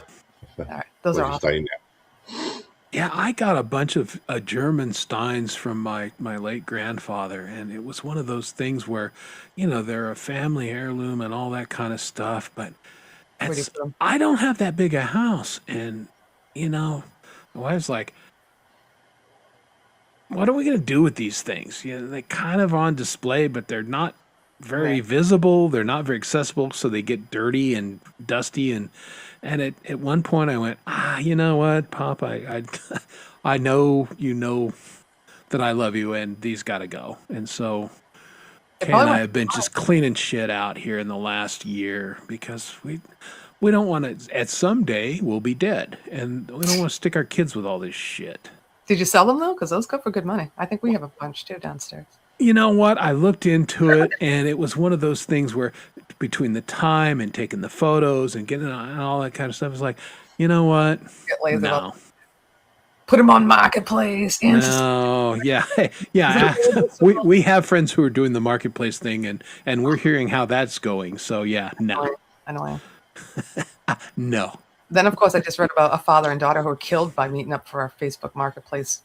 Oh, yeah. Well, the world is full of, horrible people. You got to meet at the police station or in a public parking lot, never at your home. The gun club is where I think I'd meet him. Perfect. Like, hey, yeah. I'll be at the shooting range. Meet me out front. Yeah, exactly. Let me run in and buy some more ammo, and I'll be right back. Am I the only mod in the room? Oh, Gary. Yeah, Gary was here earlier. I think he was. I just had to approve Deadpool vaults. Vaults. Only fans. Coldy was lurking for a minute, but I'm sure he's still at work. Yeah, that's cool. I was just curious. I'm like, okay. I could read it, then I'm like, oh, I need to approve it. Yeah, I'm in the other chat. So, all right. So, to continue the peeve thing, and for me, it's all, vocal things, and voices are very important to me, and like I'm married to a woman with the most pleasant voice. It's soothing. It's soft. Cute. Animals love it. Babies love it. It's, she gets talking to me, and she could be reading the newspaper and like, hey, war in Ukraine. I'm like, oh, that's wonderful. Because it's just a very soothing, relaxing voice. Nice.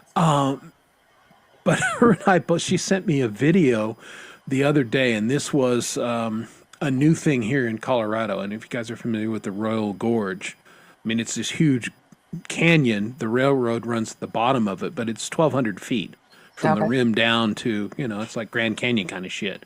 Yeah. And they have a gondola that goes over the top of it. And they just got 2 new gondolas with glass bottoms.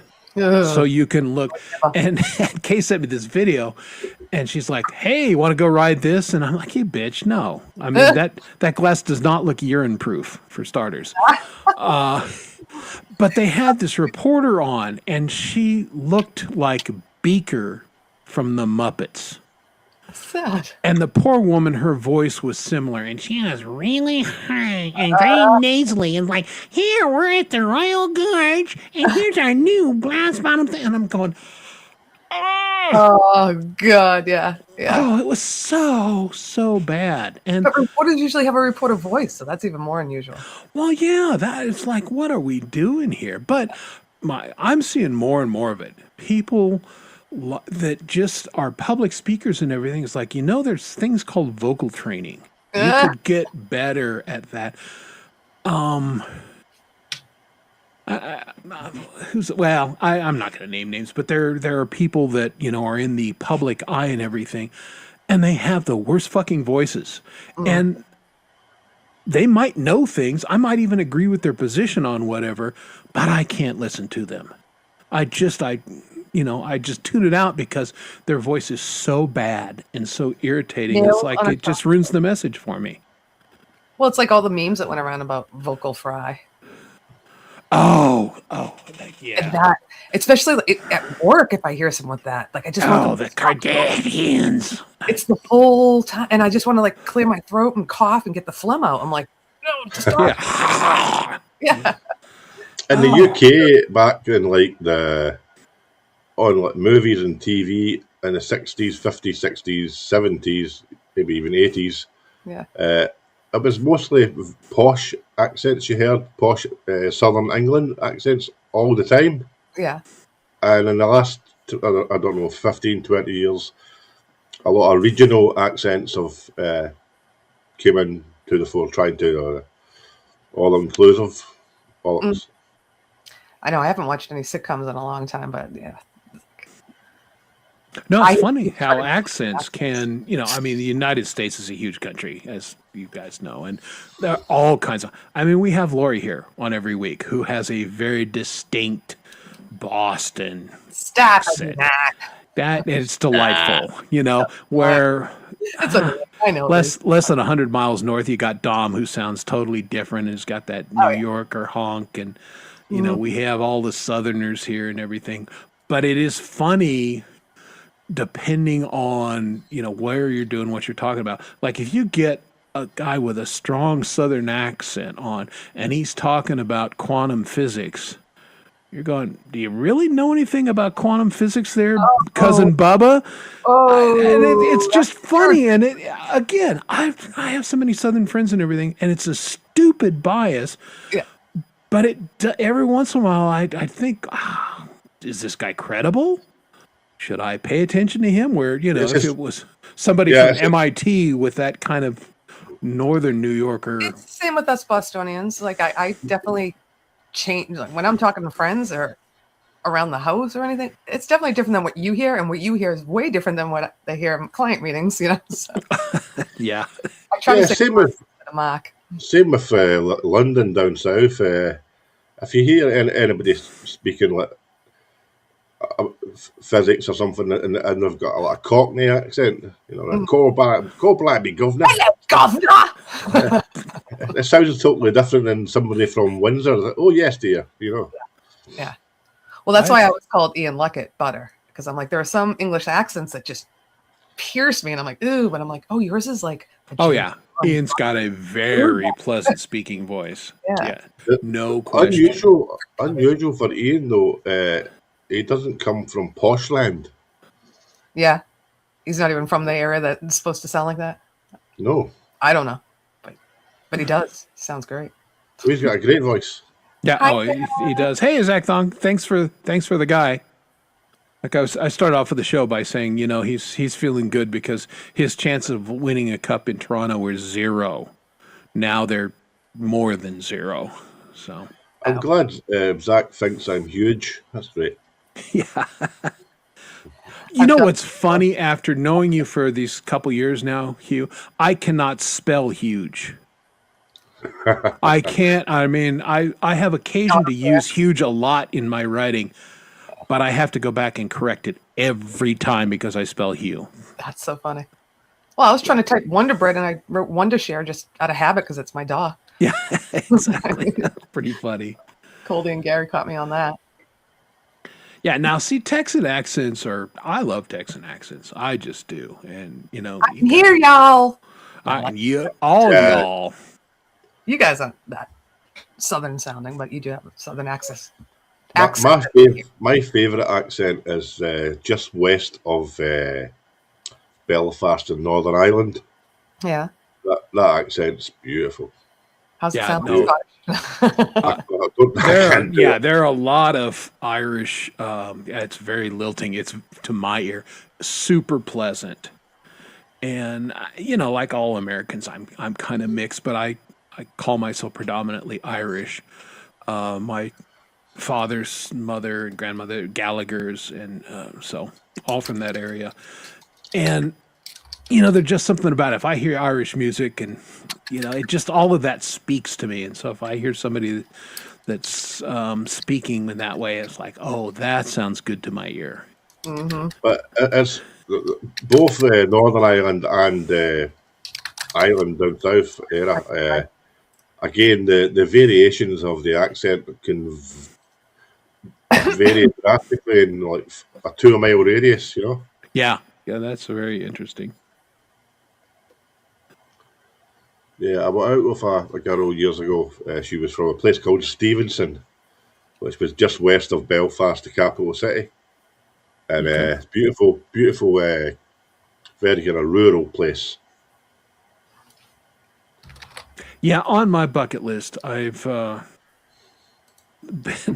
been over Ireland in an airplane, but I've never physically been in Ireland, and I do want to do that before I go. My brother's been and his family, That would but be beautiful. never been. I just don't want to go where it's raining all the time. When I take vacation, I want sun. Sounds selfish, but sure it's beautiful. It was really, the last 2 days here has been really warm. Yeah, you were saying that. That's awesome. Let's see how they say. See, I'm okay with because I get so much sun here in Colorado. If it rained a little bit, I'm good with it. Yeah. And no one's ever accused me of being made of sugar, so I will not melt. I'll be I was okay. on a call today with people from Denver, Ah. and they were like, "We need the rain, we need the snow." I'm like, "Yeah, I know." My friends are saying the same thing, but they said it was like really, really warm. 70 today. Yeah. Okay. It's Ridiculous. Now tomorrow it is going to snow, but I don't because it'll be 35 tomorrow. I mean, typical weather, 70, 35. Yep. And we're supposed to get maybe 4 inches, but it's been so warm. I don't think it's going to hang out, but for a couple hours. Yeah, we're getting it in the morning too. Mixture of sleet and snow, and then it's supposed to be like mid-60s starting Sunday and Monday, which I'm like, yes, sun in mid-60s. All right, here's what I was typing because ChatGPT is my friend. Yes. I said, what is a good statement that I can have a Scottish man, a Southern man, and a Boston girl say to hear how differently it sounds? And here's one of the statements they said. I'll put it in the chat. And Chris, you go first. All right. Well, but I'm not Southern by any. Well, you sound Southern to me. Well, yeah, which tells you something. Actually, just so people know, Really? for an American, my accent is about as neutral as it gets. Kind of, yeah. You're like Yeah. more news reporter, Southern. Yeah. Yeah, it just geographically, that's just how it works. If I was further north or further south, it'd be a little different, further west or further east. But where I'm geographically located and where I was raised, I'm almost completely neutral. All right. Yeah, So you don't have the twang. No. I mean, I can do a twang, but it's not natural. Pass the butter and bring the water over here. oh, so news reporter. All right, go Hugh. And what accent? Your own voice. My own voice. Your own Pass voice. Pass the butter and bring the water over here. Oh, I love that. Bring. It's Mine's like pass the butter and bring the water over here. the water. I don't know if we hear any difference. No, listen, when we listen to the playback, no, it's quite different. Okay. So, once again, pass the butter and bring the water over here. They're totally picking like typical things that you want to hear a Boston person say. Do you want another one? Yeah, let's do this. Is fun. All right. Here. It's just Yeah, exactly. Nil of thunder. That's about right. All right, here we go. Hugh goes first this time. Okay. Tomorrow I might ride my bike to the market if the weather is nice. I love his accent. I don't mean to laugh. All right, Lori. Tomorrow, I might ride my bike to the market if the weather is nice. And now, Mr. Denver. Tomorrow, I might ride my bike to the market if the weather is nice. Oh, you are so straight. Yeah. Yeah, I mean, it really is.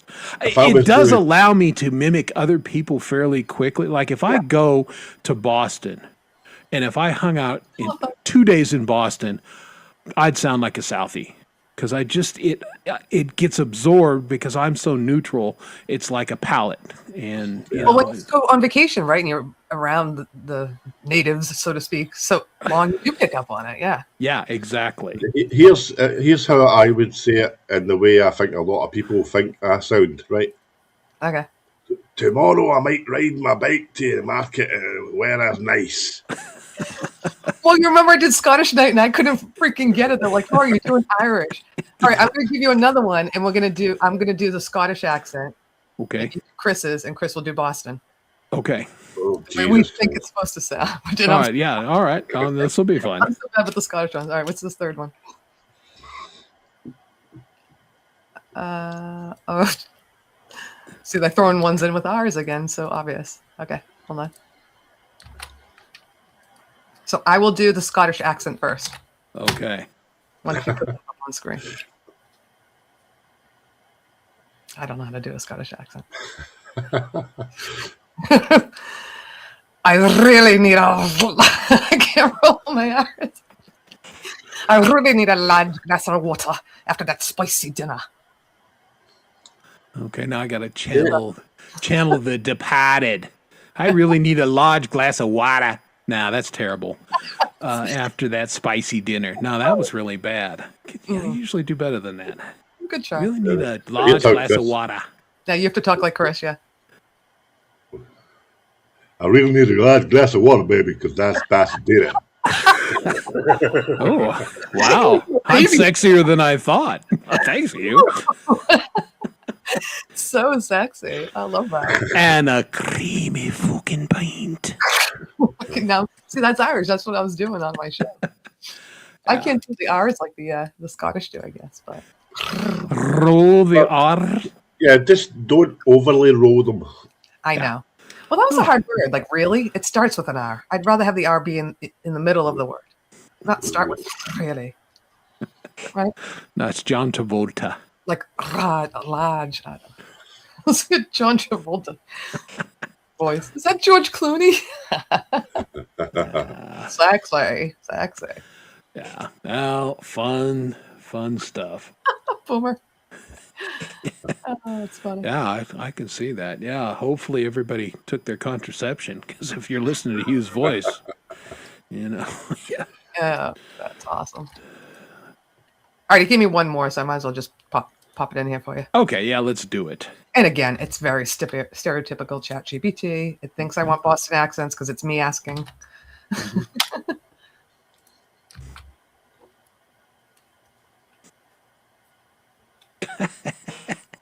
I packed the car by the habba and grabbed a cup of coffee.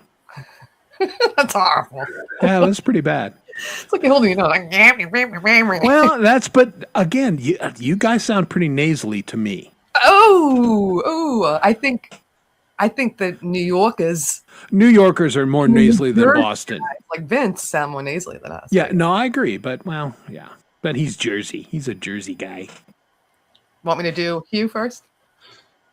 I parked the car by the harbor. I was trying to twist the words. I parked the car by the harbor and grabbed a cup of coffee. What a mess. What a mess. Right. Okay. Now let's see Hugh do Boston. Oh, you're Boston or Chris? I packed the cab Chris by is the good. harbor. I packed the cab by the harbor and grabbed a cup of coffee. You guys make me sound like such a fucking cork. That's great. All right, now do Chris again because you do a great Chris. Well, I packed the cab by the harbor and grabbed a cup of coffee. Baby. Baby. Well, that's great. That's almost a full octave lower than I actually talk. But By the harbor. That's a great yeah. Coffee. It's got a good flow. Usually I say I pack the car by the harbor yard, which is just so annoying, but Hava yad, yeah. Hava, and grabbed a cup of coffee. It's got a good flow to it. Parked the car by the harbor, grabbed a cup of coffee. Now I'm making it. There once was a man from Boston. Yeah, I think one of the games I want to play tomorrow night is a tell a story game, which I think would be pretty funny. Like I'm going to start with a sentence about March, and we each only add one word and just keep going and going and going and see where it goes. One word only, rather than because we've played this kind of before, but you've added sentences and everybody gets screwed up. Yeah. So if you do one word, it kind of Okay, that'll be fun. Yeah, I think so. Well, very good. Now, any other pet peeves in this? We got like 15 minutes in this segment. Let's ram a couple more pet peeves in if we've got them. And that's when I have to go anyhow. Right. Oh, I wrote down people who reply all on emails. Business is a whole nother pet peeve thing, but yeah. Or, CC everybody and like, dude, what are we doing? Yes, you see everybody. Or my favorite, and this is like that Bush League corporate stuff where they're CCing supervisors and everything, like, look what Lane said. And, I said it. I played the corporate game for a while. Once upon a time, it's kind of fun to do. It's kind of fun to flex. I had short hair and a suit and a tie, but man, that is so not me. I'm just not. I live it, and it's funny. I went to the eye doctors. My eye was a mess, and they're like, "It's the pianist. How's YouTube? I can't believe you work in corporate America." I said, "I know. I don't come across as that. I am just an entertainer." Yeah, I would love to do this. Just fun stuff for a living, not corporate. Yeah. Say the right thing. A pet peeve of mine is it's a kind of new thing, I think, where if you're out in public, if you see somebody like holding a door open for somebody or letting them go before them in a queue or anything, and the person on the other side goes, like, doesn't say thank you or anything. Yeah, nothing, just like aggravating. Yep. So what happened to common decency there? Well, manners is the lubricant of society. I read that someplace and I thought, what a beautiful quote, because it's so true. When we're polite to one another, things go smoother. You can't hate a person holding a door open for you or letting you onto the freeway. The freeway. Well, I notice that if I'm in the wave, I get pissed. Yeah, if I'm in Glasgow city centre these days, there's a big difference. I notice it in just the general, the vibe of the public in general. Everybody's just so sinister and looking out for themselves only all the time. It's not very nice place to be honest. I think there's so much going on. I think like the crazier the world gets, the more people are just in their own zone, so they forget politeness sometimes. It's like. Well, I think that you're hitting on a key thing here, and we're getting a little away from the pet peeve, but let's go a little deeper in the discussion. I think that we, because of social media and because of just how everything is, we don't interact with people as we once did. Once upon a time, you had a relationship with people at the store. You were at a church with people. You were at a company or a business, and you had a different relationship, and you were more intertwined. And those bonds have been severed to a great degree. Absolutely. And so we are living in our own little space, and that when we use that term entitled or not self-aware, it's exactly that. We're just doing our own thing, and we're oblivious to other people, their emotions, where they're at, and all that kind of thing. And it's really sad. And not everybody. I still. I'm making a general statement, obviously.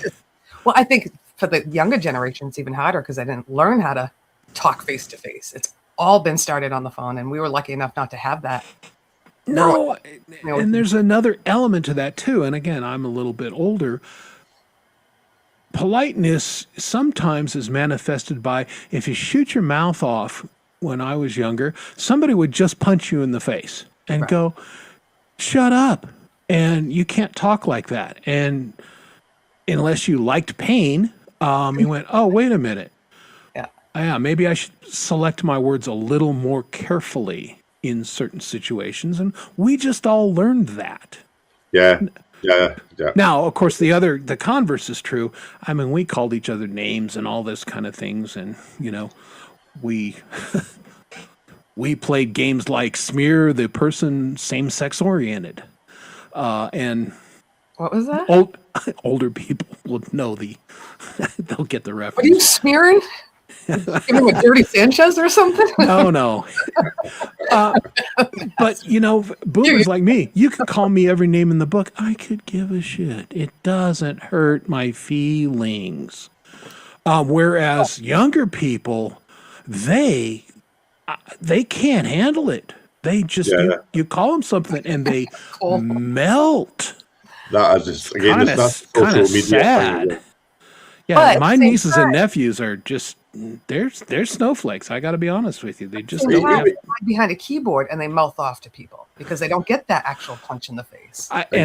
Exactly. Right, And so- that's a shame. And everybody online is shitting on each other when I'm like, would you say that to somebody in real life? But they don't know in real life because they've been behind a keyboard their whole lives or a phone. Another, even a tiny thing, but the fact that we're becoming slowly a cashless society, there's no interaction between people in like shops anymore, really. Exactly. That's part of it too, Hugh. Exactly right. Yeah, we just don't. One of my greatest things of all time that I really, I've been in the business, I've been in it for a very long time. And I'm a little bit of an idiot savant in that I have a extremely good memory for things that I read, especially like names and things like that. And some guy, and this was 15, 20 years ago, wrote me a letter. And, your magazine sucks and this, that, and it went on and on and on. I mean, it was really pretty disparaging.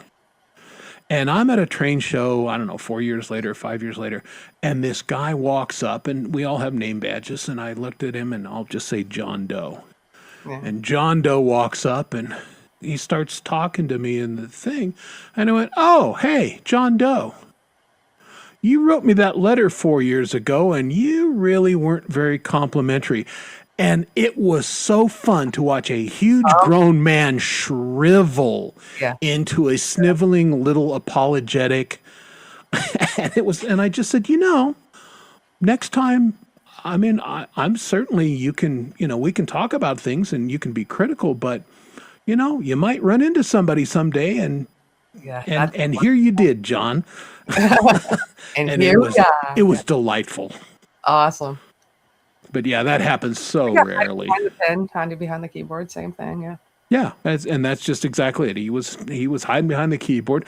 And folks out there, most of the people in our community are not that way. But when you get tempted, because I'll tell you, every day I spend enough time on the internet and I read something and I want to fire off a rocket, and no, just don't.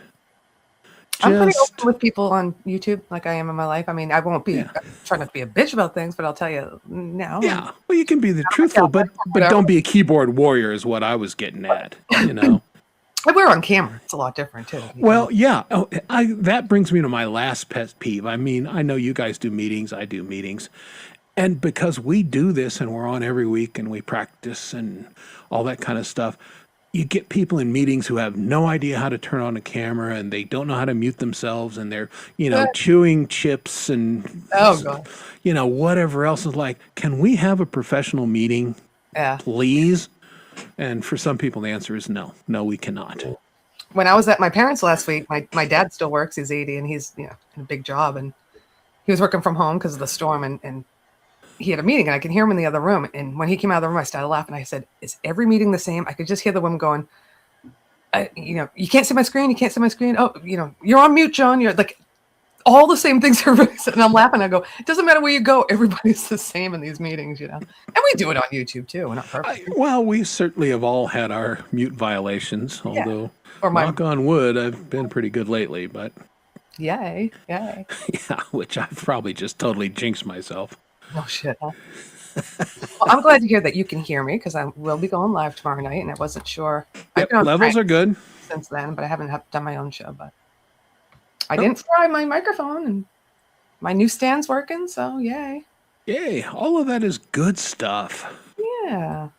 But this was a fun discussion. You took my mind off the corporate stuff that I need to go. It's midnight, though. I do need to get my beauty rest. So yes, indeed. Well, it's not helping me at all. I'm looking forward to tomorrow. I'm looking forward to the weekend after this week. And I'm just, I may be pretty fucking tanked on my show. So tune in. That's always fun. Well, hey, Friday night, who knows? I usually don't have a snootful on your show, but usually by the time Gary's show rolls around, then I'm feeling pretty jolly. Tomorrow going to be Laurie's mish sloshed. Mishwashed. There's Coldy. Maybe he'll come on too. Yeah, that's his pet peeve. Exactly. It's already his Friday, so yeah, well, haul ass, Coldy. I'll try and keep the show open for a few minutes. Let's see if we can get Coldy on as a guest and he can give us his pet peeves live right at the end of the show. Would love that. That would be fun, wouldn't it? All right, guys, I'm going to toodaloo. Take care. Thank you, Chris. All right. Hey, thanks for coming on. Always great to see you, Lori. You too. Fun conversation. All right. See you tomorrow night. I'll try my best to make it for the show tomorrow night. Hopefully. Don't stress, but I'd love to see you there. You know that. Oh, yeah. And you can strum a little for us. It's Play Live night. I got to send out, before I go to bed, I'll send out a link to Sunshine if you want to come on and sing after, before you go out to Sonic or whatever. You're welcome. But anyhow, you guys are the best. You too. Toodaloo. Toodaloo. There she goes. She's off to pack a caucus in the bed. Why can I do it better when she's gone? I don't know. Wasn't that much better, but it's a little better. Bye, Lori, you damn fool. Fun stuff.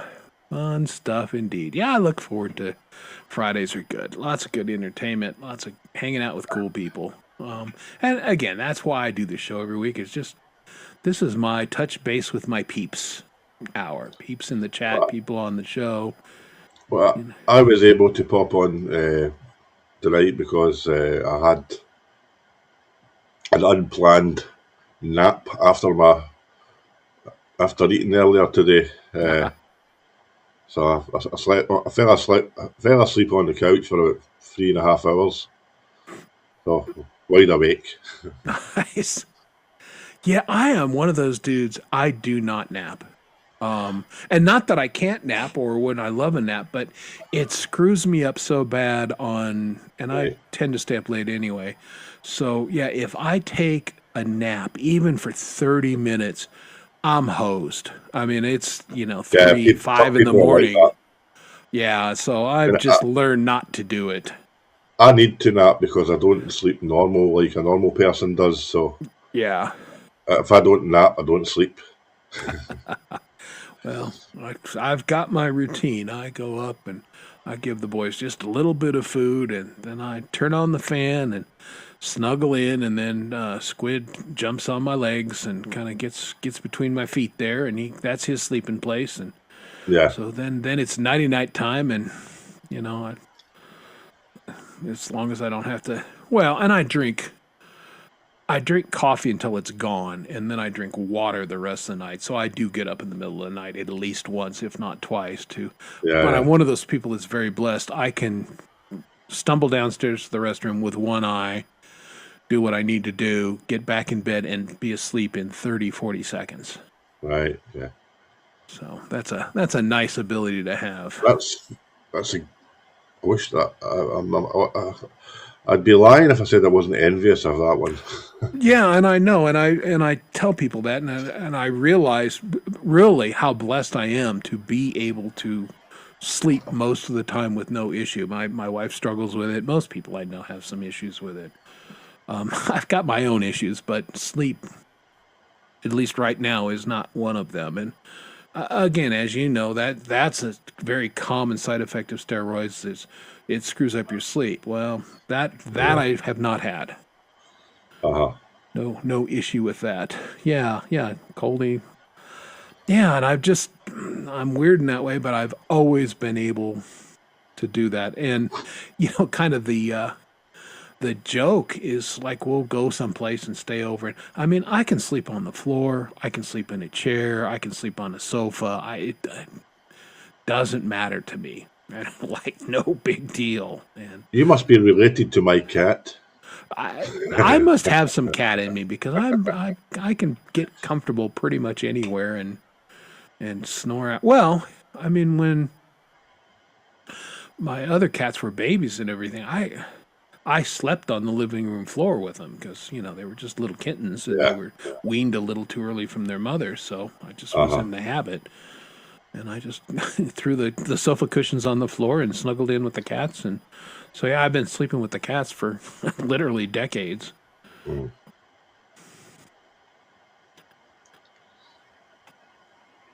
Yeah, some people are, I mean, I love naps, but they don't love me in that respect. Now, there are certainly occasions where, like if I have a magazine deadline where I'm burning ridiculous midnight oil, sometimes, yeah, I'll have to just nap just to get enough juice to power through and finish. Yeah. Like, when we finish the show in an hour or so, I will probably work for at least 30 minutes, if not an hour, just so I can go out of town for a couple days with a somewhat clear conscience. I will have to try and have another nap after this, or I will not get up in the morning. Yeah. Yeah. It's I do feel bad for people in the different time zones, and Australia, it's in the afternoon there, and still fairly early morning for you, right? Hugh, it's what, 6 in the morning? 5. 5, okay. Yikes. See, I was off. It was daylight saving time. Threw me off. That's my excuse. It's bullshit, but that's what I'm going with. Yeah. Anywho, well, I wonder, because I could use a little sip of coffee. I think I do. I've got a song that I wanted to play last week, and I didn't get to it. So I'm going to get to it right now, and that will allow Hugh to get a cup if he needs one. And I'll fill up mine, and I got to, of course, find it. Because it's right there, but I have to change the, in the thing to call it up. Well, damn it. Why is it not showing up? You go to a different window to do this. Right. And, well, you dirty, dirty bastard. All right. Well, then we're going to do something different. I'm going to call an audible here because I have something else.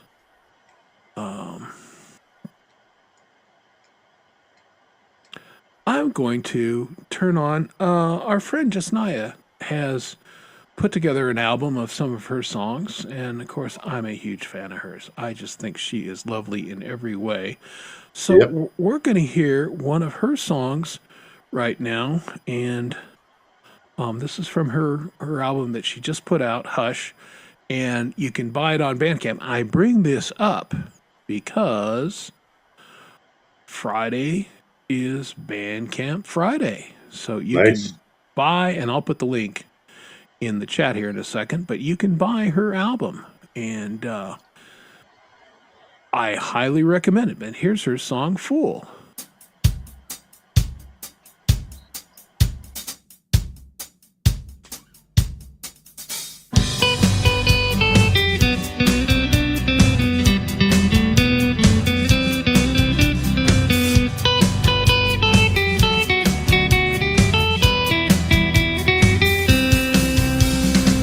You can call me stupid, I don't mind.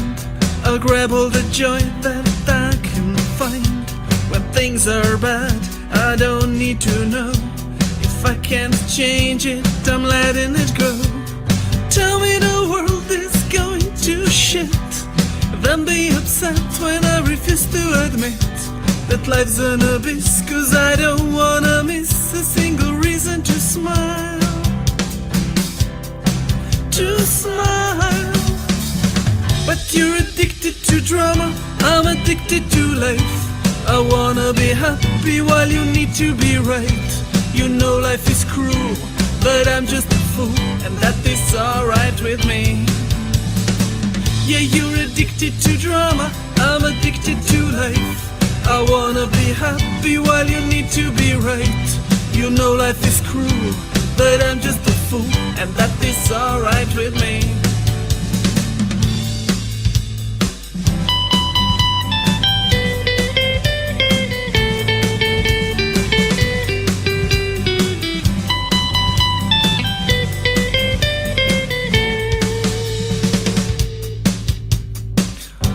I'm happily digging my head in the sand. It's not me, it's you who doesn't understand that the focus on pain will drive you insane, but it won't change a single thing.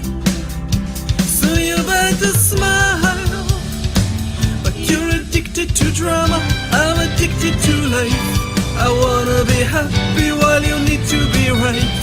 You know life is cruel, but I'm just a fool, and that is alright with me.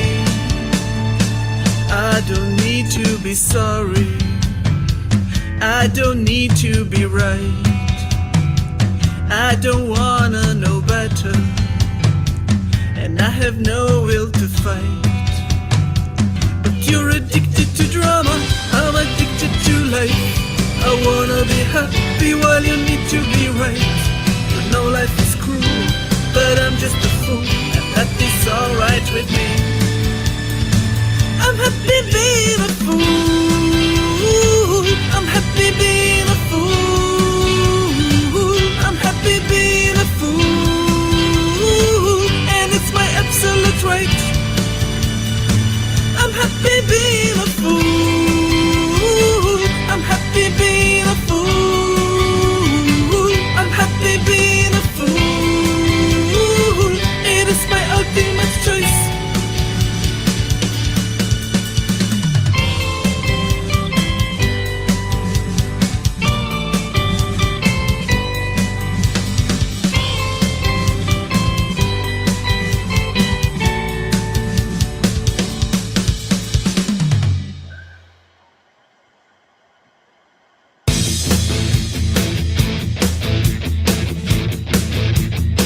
You tried to take me.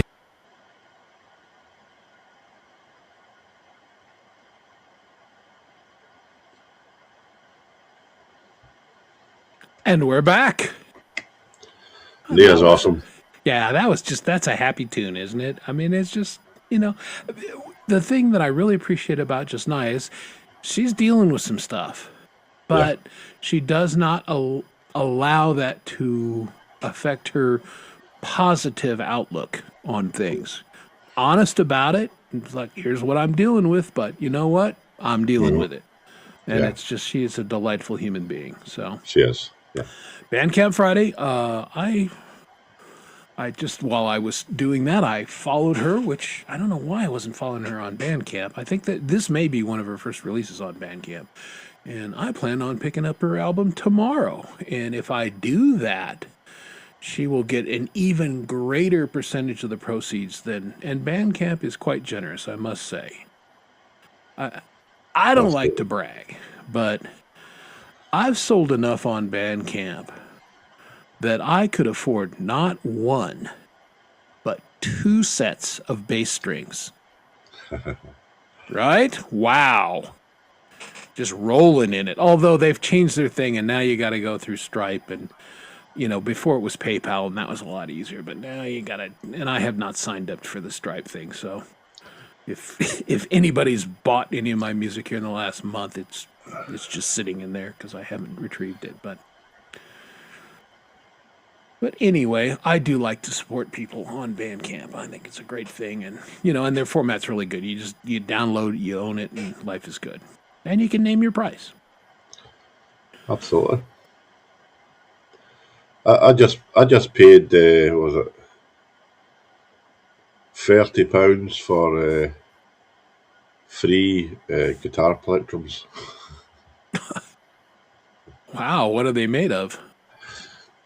I can't actually remember the material, but they're jazz frees. Okay. No, I'm a cheap ass boomer. I don't buy $46 bass strings. Mine are 24 to 30. Yeah. I mean, my music ain't that popular, bro. But I have not had to buy bass strings. My bass strings last a long time. But I do have to go through and I have to restring. Pretty much, I tend to do my guitars in bunches, and all of a sudden, all my strings are kind of crapping out at the same time. So I need to, I do that a lot too. yeah. So I need to replace, at a minimum, I've got to replace the strings on my Yamaha acoustic, on my Ibanez semi-hollow, and on my, for sure on my Ibanez electric, because the G string is not intonating right, and it was. So that tells me that they're dead. I restrung 5 acoustics a couple of days ago. Yeah, well, I imagine you're a lot quicker at it than I am. You've had lots of practice over the years. Yeah, probably. I can do an acoustic guitar in maybe 3 minutes. Yeah, no, I take my time because I want to clean the fretboard and I want to and polish it and all that kind of stuff. But I usually takes me probably 30 minutes a guitar. Yeah, well, I didn't mean do all that. I mean, just the actual string change itself takes Yeah. about 3 minutes. Well, I like to, yeah, I'd use the time to go over it and, clean the dust out of the parts that, the Oh strings yeah, cover and all that kind of stuff. So oh yeah.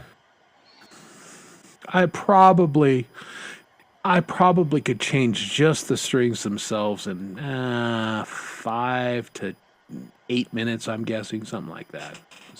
Because I always overthink it, and I start stringing. I went, "Am I winding this the right way? Am I on the right side of the post? The wrong?"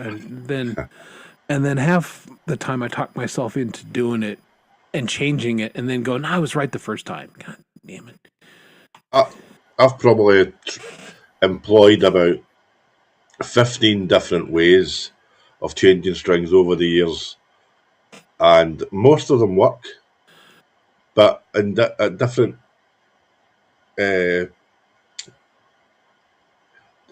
ways of the end product. Really, as in, I've now found that if you wrap once round the post by hand, Mm-hmm. put through the hole, uh, and then loop the string back over the top, you can almost do it in one motion, like that. Yeah. That will never come off. And when you go to take your string off to put new ones on, you've not got any knots. Yeah, that's when you know you've strung it right. When you go to string it the next time and you cut the string and it comes right off, and you go, "Okay, Yeah. I didn't make it harder on myself."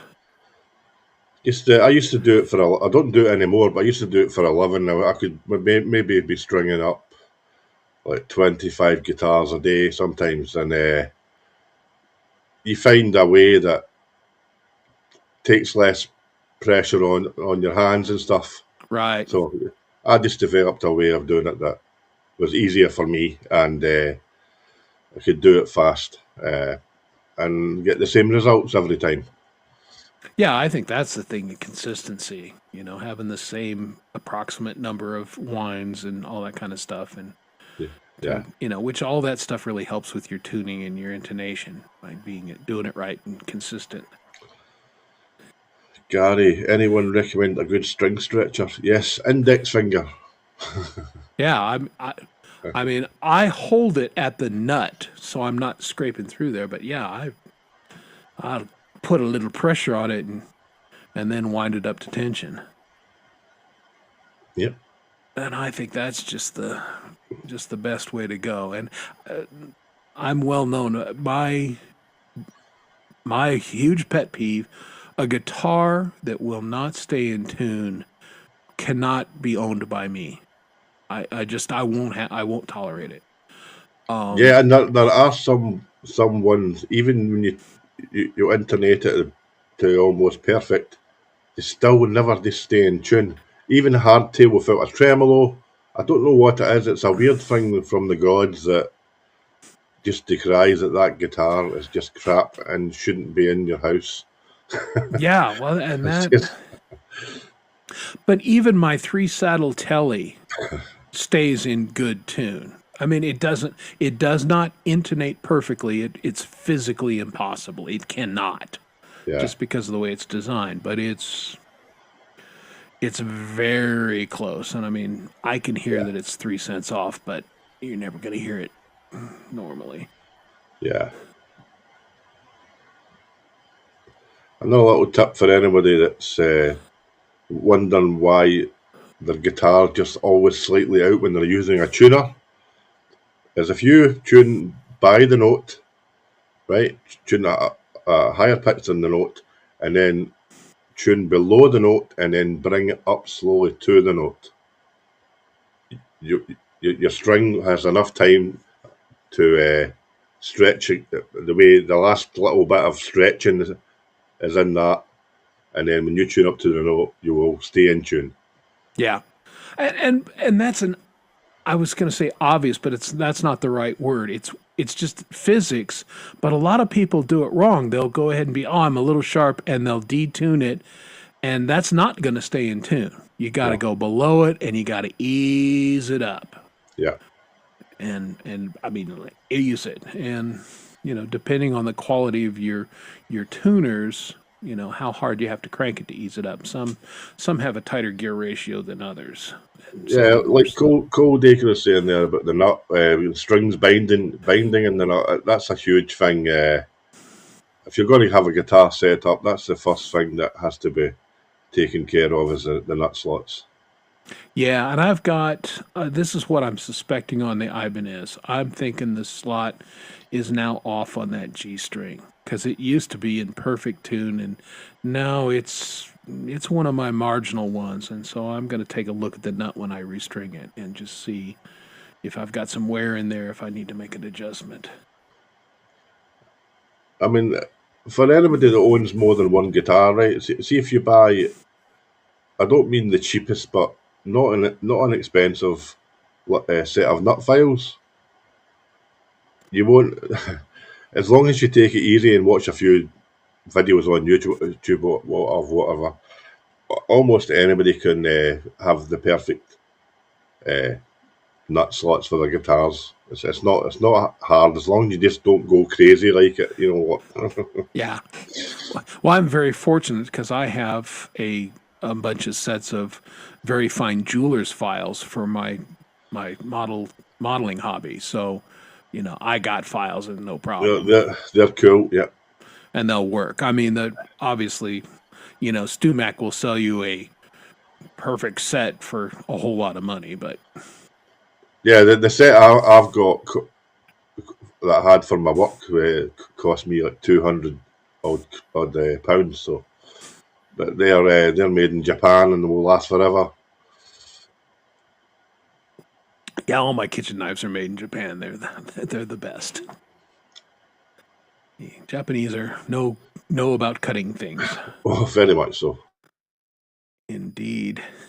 Furious wrist action sounds like either a kung fu movie or some other kind of movie. Yes, that's right. Lots of talk about these nuts, but These nuts nuts. are important.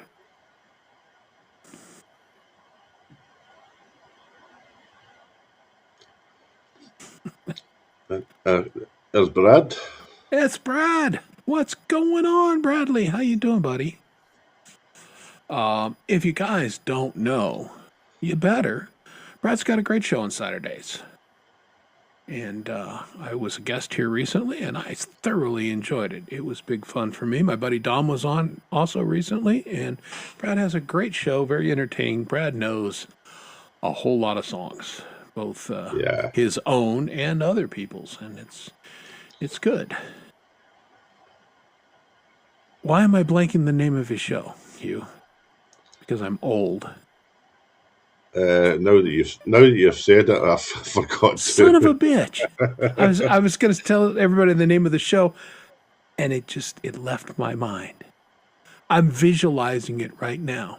The After Party. After Party. There we go. Oh, and see, I got it before you put it in the chat. So, god damn it. Yeah, sometimes, don't you hate that when, like, you know somebody and you meet them and you're going to say hi to them and their name is gone? And I'm really good with names, but that does happen every once in a while. And God, that sucks. I hate it when that happens, but you know, the hard drive gets full some days, and it just My brain works funny. I could probably tell you every lyric of every Jimi Hendrix song, right, and word for word every single song. But then, if you ask me what my second cousin's name is that I haven't seen for 2 years, yeah, ridiculous, isn't it? I think that's part of the male brain seems to work that way because, you know, I deal with a lot of people who are borderline autistic. And I mean, they can tell you every car number that the railroad owned and all this kind of stuff and just ridiculous trivia. But, you know, they couldn't tell you what they had for breakfast or, you know, what their wife's name is or, yeah. I have often said that I am a walking repository of absolutely useless information, which makes me great at Trivial Pursuit, but sometimes not great at life. I remember once I was in a conversation recently, actually, with a mate of mine, and we're talking about mountains in Scotland. And I've climbed the second highest mountain in Scotland. It's called Ben Lomond, up in Loch Lomond. Yeah.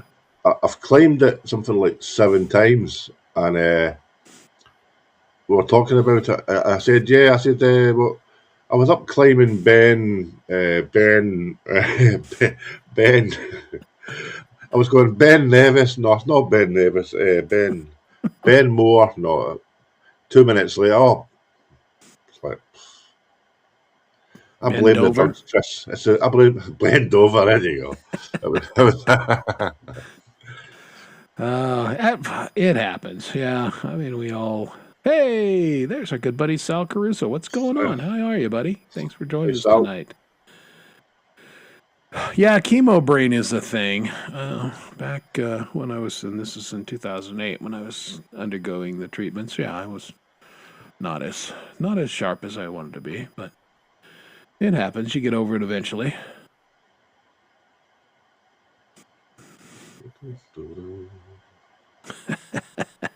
Yeah, names it is a gift, and I was taught early on in my business career. You know, you shake somebody's hand, you look them in the eye, you repeat their name and everything, and that really works pretty well. And I'm good with names and relations. I relate them to their business or whatever, but every once in a while, it just you got nothing. And here's the weird thing: like I'd meet a husband and wife, and inevitably I would get one of their names, no problem, the other one, nothing. Often it was the husband that I would remember and not the wife. But there was a lot of times it was the wife, and I couldn't remember the husband's name for Jack. I'm like, you know, what are you going to do? Talking about remembering things, I remember I played a little guitar blues piece, and you said to me, I would like to do... I did. Yeah. I've just remembered what song it was, what tune it was. Oh, okay. Well, yeah, you got to record it and send it to me, man. I think it was this one. Can you turn off my echo cancellation? Yeah, I got you, bro. Hold on. Stand by. Okay. Okay. I don't know if can you hear this. Okay. Yes. Okay. I think it was this blues tune I was doing.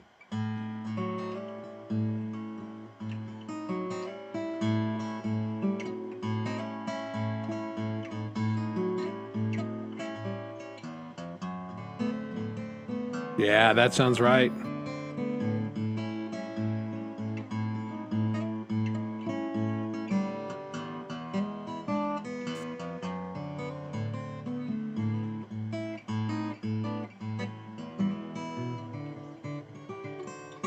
That one.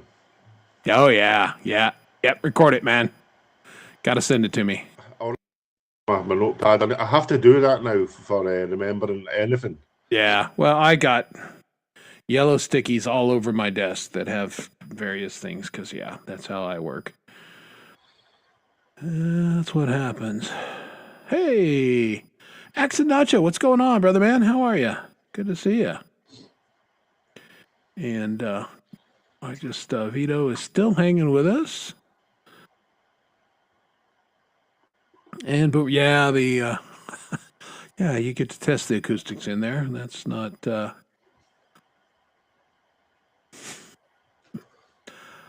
You know what? I got a story about that, but I don't think I'm going to share it because it was a.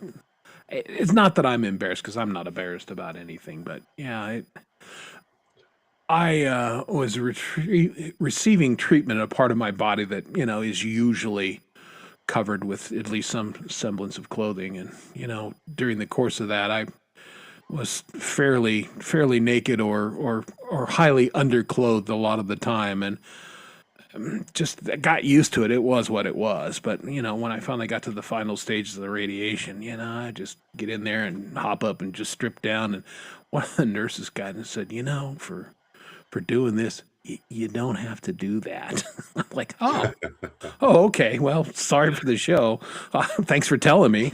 I mean, but yeah, I mean, it just was a point of like janitors are in there and like, what do you? At some point, you just don't care. Like, bring in this marching band.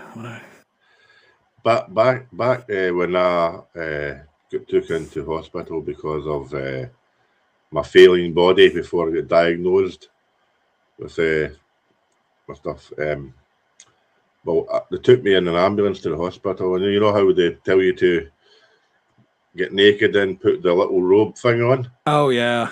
I put the little robe thing on back to front.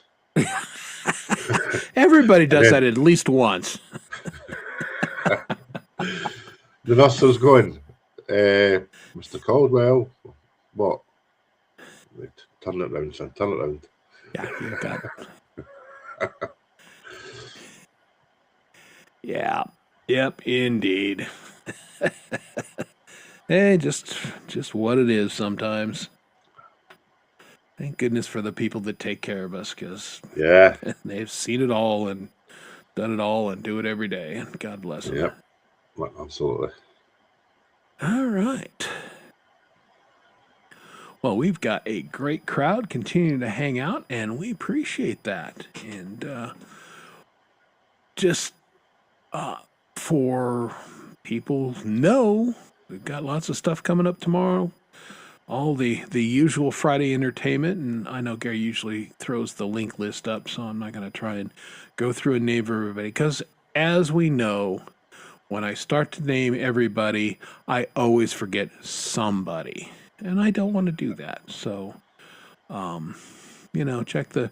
check the list when Gary puts it up, and if he doesn't have it quite completed yet, he will have it up on his channel by tomorrow. But of course, Gary's playing tomorrow. Lori's show. We've got the Leelaverse. We've got Jade. We've got Valerie. We've got Charlie Gabaldon, and we've got Pole Vault and Sunshine doing their show. Yeah. And so there's a partial list of all of the folks and there's some people who kind of come and flitter in Fridays, and sometimes they stream and sometimes they don't, whatever. Yeah. But we like consistency. Show up and do your thing, and then get the hell out.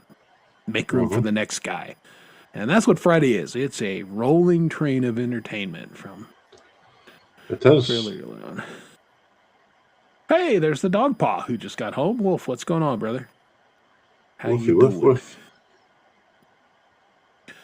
Yeah, we are just having a pet peeve around. I'm actually glad it was very therapeutic to let some of that stuff go, wasn't it? Those little, now we'll all think about each other's peeves and we'll hear it and go, oh yeah, that's now that irritates me too. It didn't before. There was one where, and and I could name the name, but I don't want to get it wrong, so I'm not going to. But this is a very famous female country vocalist. And, won Grammys, lots of hits and everything. And at some point, my wife said, I don't love her. She takes such a big breath before she sings. And my Right. wife said, and I thought about it and I went, okay. And then I started listening. And now I can't unhear it. It's totally ruined that artist for me. I mean, again, she sold millions of records, hugely popular. But I can't listen to her anymore because all I hear is because of my wife's comment. That happens. Yeah, made me super paranoid about it myself. It's like, am I sucking up a lot of air before I sing?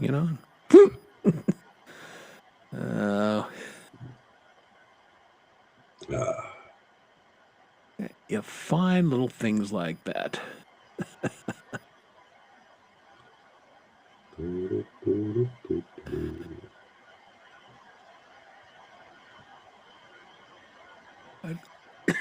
Excuse me, half a second. I got that dreaded tickle. Hey, Tickly throat. yeah. I don't usually have that, but had a little bit. The pollen, because it's been so warm here in Denver, a lot of the plants go, I guess it's spring. And like some of my stuff is starting to bud. It's like, bro, it's too early. It's gonna snow. Surely it's gonna snow. It's just the start now of spider season over here.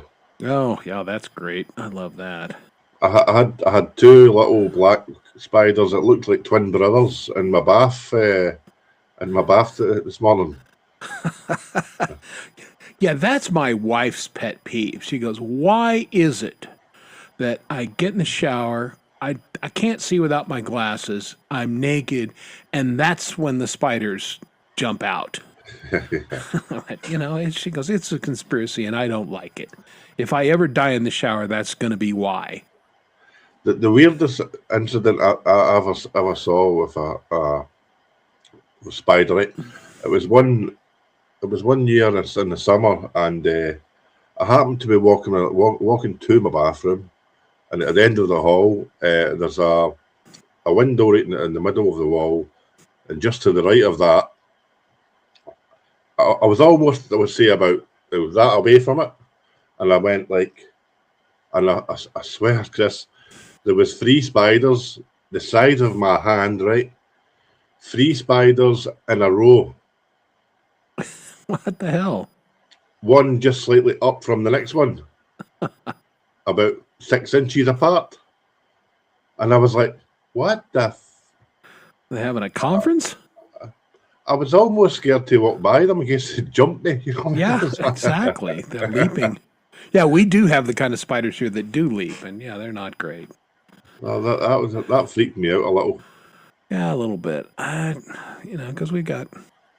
Yeah, I definitely this last summer, and I don't know if it was in bed or working in the garden or something, but at some point I realized that I had a bite and swelling on my calf, and I'm sure a spider nailed me, but it was that big hard welty, and then it oozes that yellow. I mean, it was bad. And I had a buddy who had that happen. He was in Texas, and something got him a spider. He damn near lost his leg because it got infected, and they kept cleaning it out, and they couldn't get rid of the infection. I mean, he came this close to having his leg amputated. Oof. So, yeah, that ain't great. We're lucky that almost all of the ones over here are not kind of poisonous. So, we've got,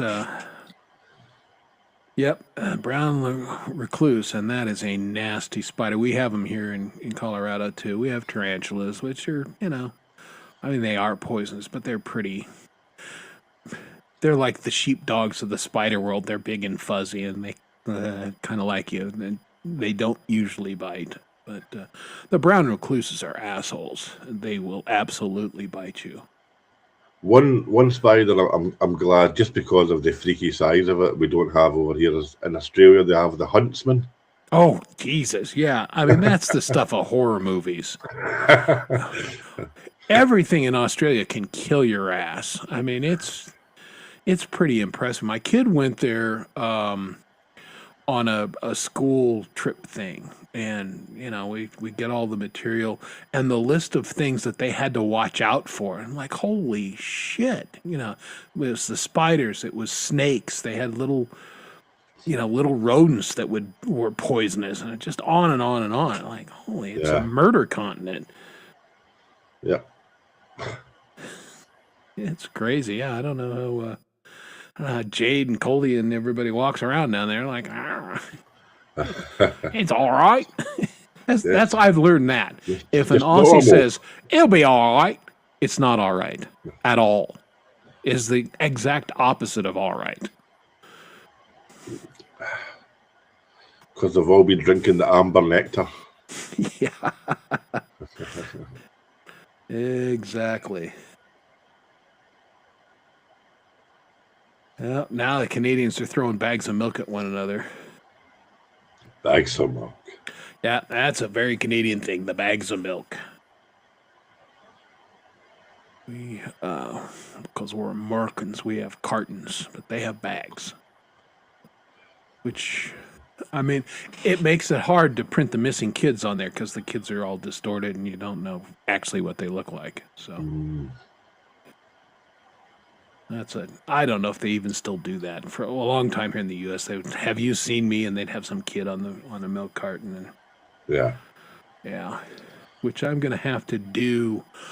This magazine that I've started editing, I received all the files from the late editor's computer and everything, and there's a lot of them that don't have a name on them. So of course Bob knew I mean, he was 93 years old when he passed, and he was as sharp as the day was long.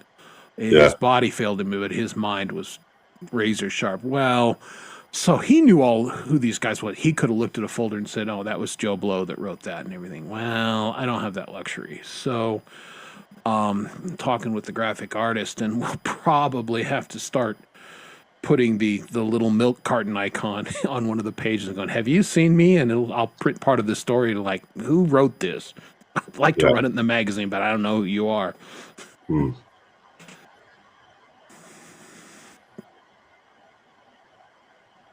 All right. Is Pole Vault not behaving? Oh, yeah. Pole Vault is not behaving. But we would expect no less. I mean, right? Yeah. Pole vaults are going to pole vault, right? Spiders are going to spider. Snakes are going to snake. Pole vaults are going to pole vault. It's just what they do.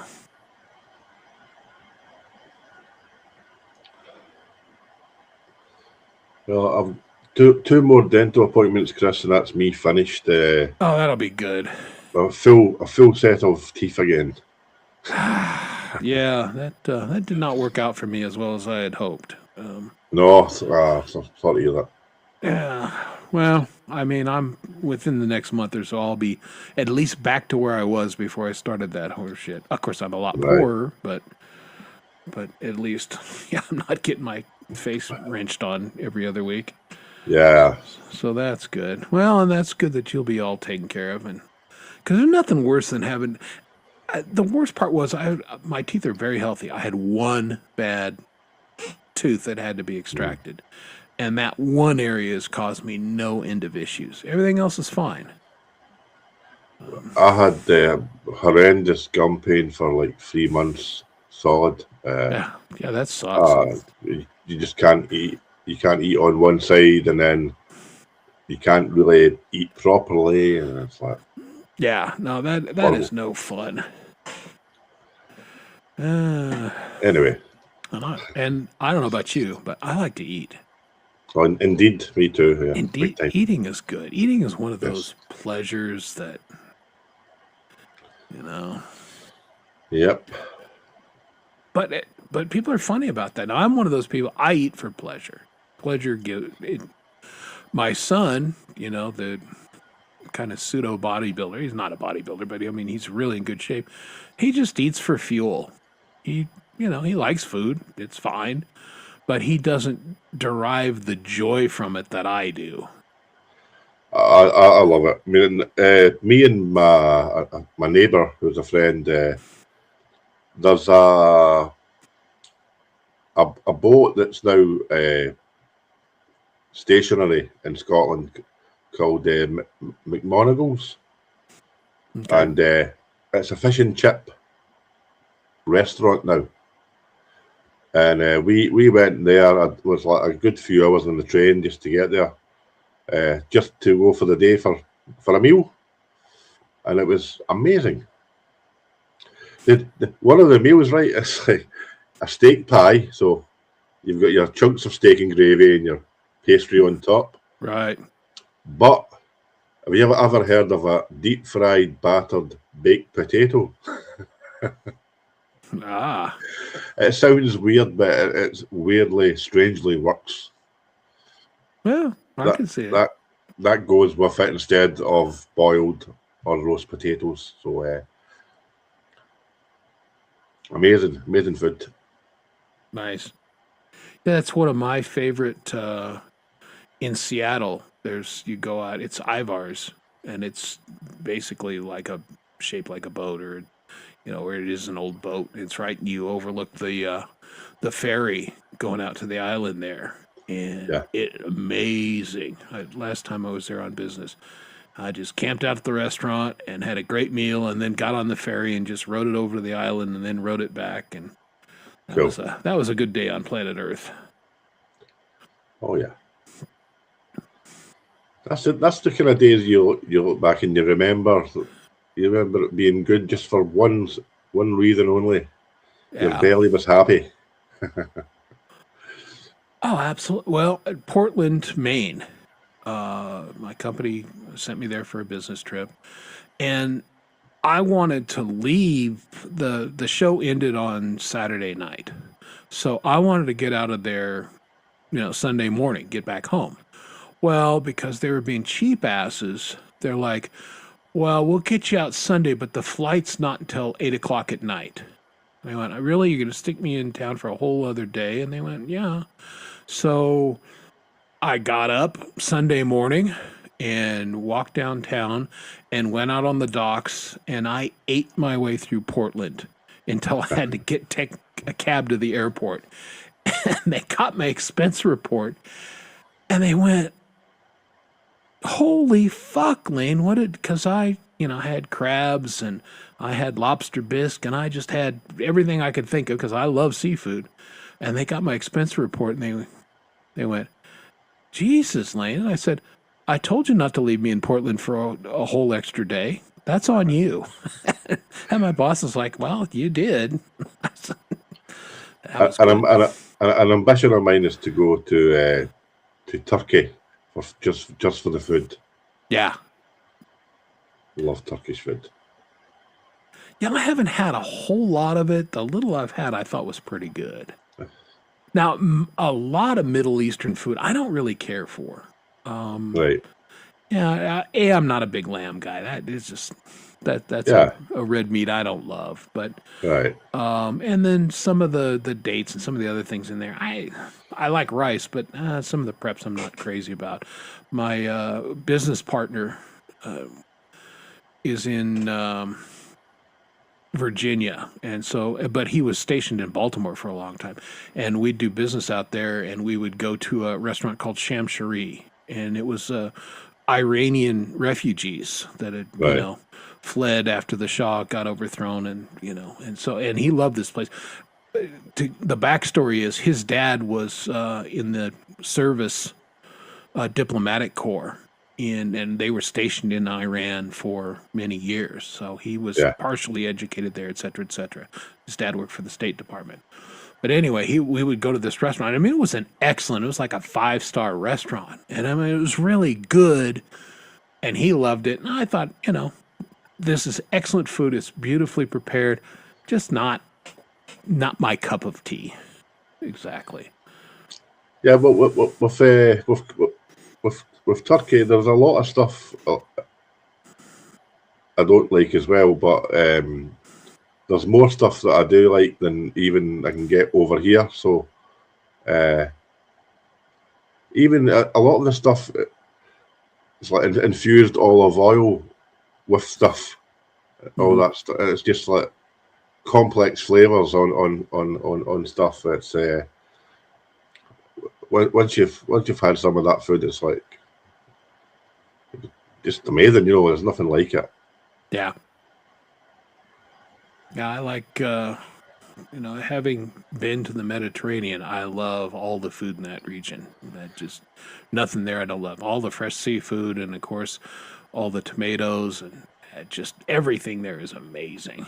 I really, really like Italian food. And Have you ever tried the national tipple of Turkey, raki? I don't believe so. No. No, it's aniseed based. Ooh, I would not like it then because I Right. do not care for anise. Yeah. It's pretty strong, so you need to water it down, and I don't mind it. Yeah, it's one of those flavors I do not care for. And my son, when he got a little successful and he was so proud and took his mom and dad out to a nice restaurant, and it was attached to a distillery, Shanahan's distillery here. And we had some of their whiskey, and it was all wonderful, and we had a wonderful meal. And so we're looking at the desserts and all that kind of stuff, and he said, "Hey, look, they have absinthe here." And I'd heard of it, the green fairy, and I'm like, "Oh, that's cool. I've never had it. You want to try it?" And he goes, "Yeah, let's try it." So we tried it, and they had poured the water and had the whole thing, and it was a great presentation. And then I tasted it. I went, "Ah, fuck, it's licorice." I hate licorice. Damn it. So it's this huge buildup, and I'm like, shit, this is a flavor I don't like. I've actually liked that since I was a kid, so I'm okay with it.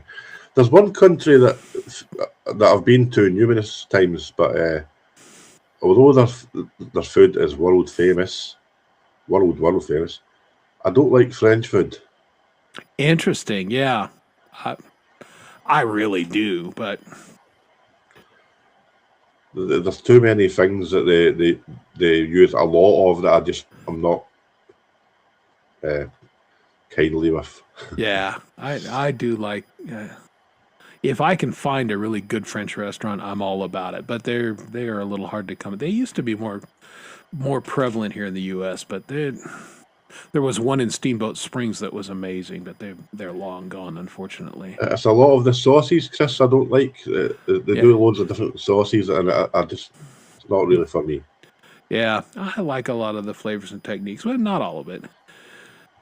Yeah, well, I mean, Bern said my problem is I just don't like anise, and I don't like that, so it doesn't matter. I'm not going to like it. It's the same thing. Gin, I mean, gin's made all over the world. English gin is amazing, but I'm allergic to juniper, so I don't like gin. Cody's saying the hammer garlic, though, your favourite. They do indeed. Well, I'll just have French bread with rubbed garlic and olive oil. That'll do. Yeah, there you go. Yeah, the French do make wonderful pastries. There is a French bakery just south of me here, and it's, they make macarons. I didn't say that right, but my tongue's getting tired. And, pastry, their croissants are so flaky light. This guy's won awards because he's so good. So buttery. Yeah, and the line is out like 70 deep every weekend for people looking to, and it's a tiny shop, but 70, they're snaked around the whole thing to get in there. So I always order ahead, and then I feel like a dick, but I walk right in and pick up my order and go, see you guys. It's one thing the French do amazingly well is that you can't get here. Is almost at any street corner you'll find an old rustic bakery that you can go in at any time in the morning and get a fresh baguette. That's just beautiful. So yeah, that's I'll give them that. French croissants. Like the croissants.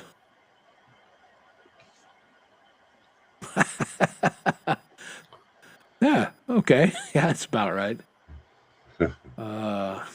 Yeah, I would think I would be probably fairly pathetic at trying to speak French, even if I had good teachers, which I did not. Yeah, I do sound like I'm drunk when I'm trying French, actually. Yeah. Well, yeah, hey, my tongue gets tired and I sound like I'm drunk even just talking normal, so. Yeah.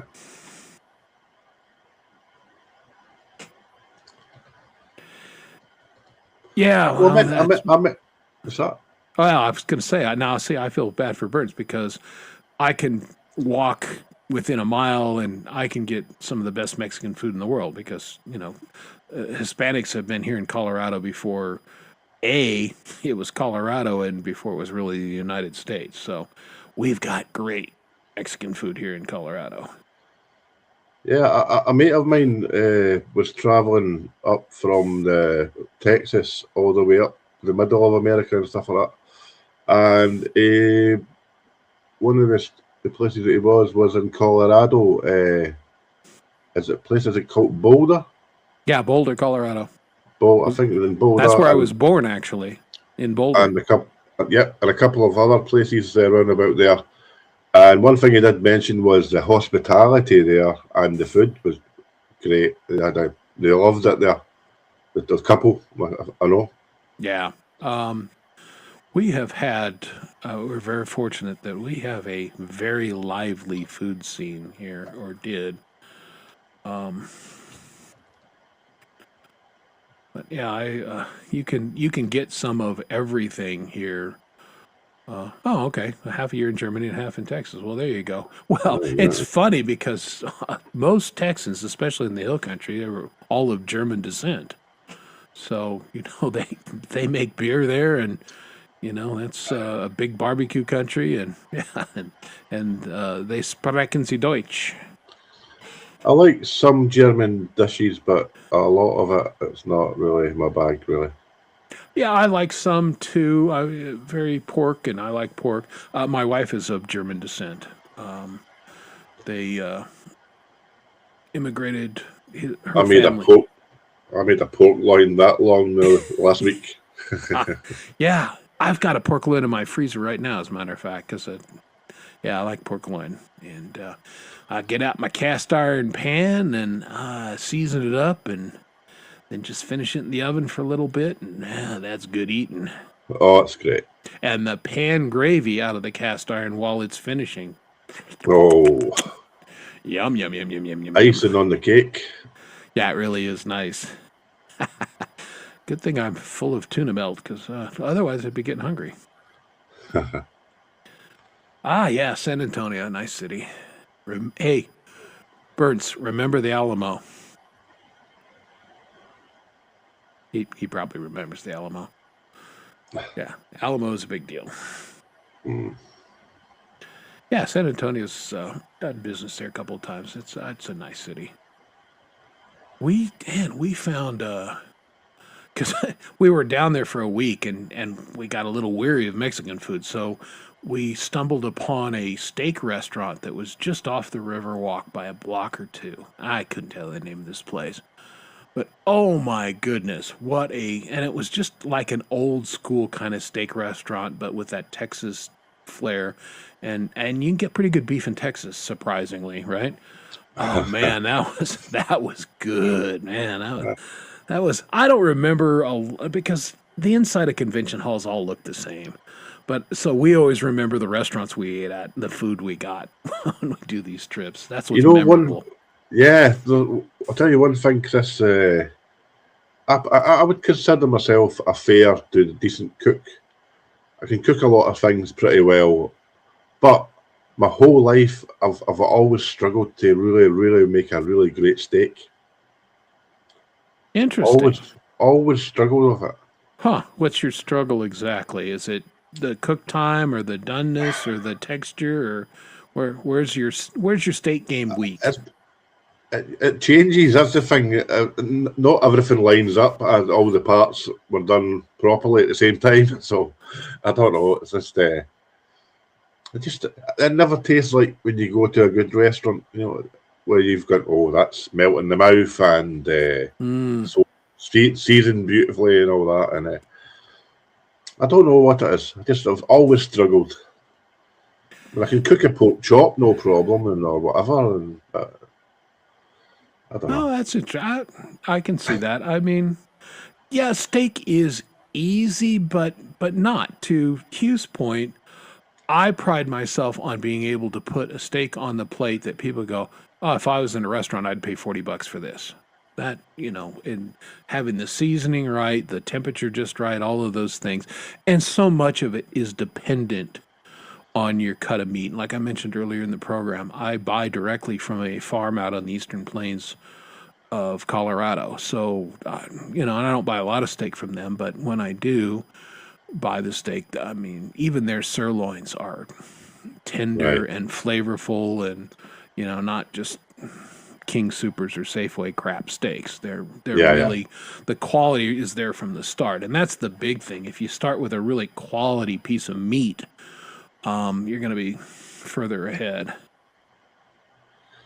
When we do, I do go to great butchers, so the meat quality is not the issue. I think actually, I just one of the big problems, or the biggest problem, probably is I no longer have a cast iron pan. Oh yeah, nope, right there. And Coley called it. I mean, I make steaks either on my grill or in my cast iron pan. That's the only place.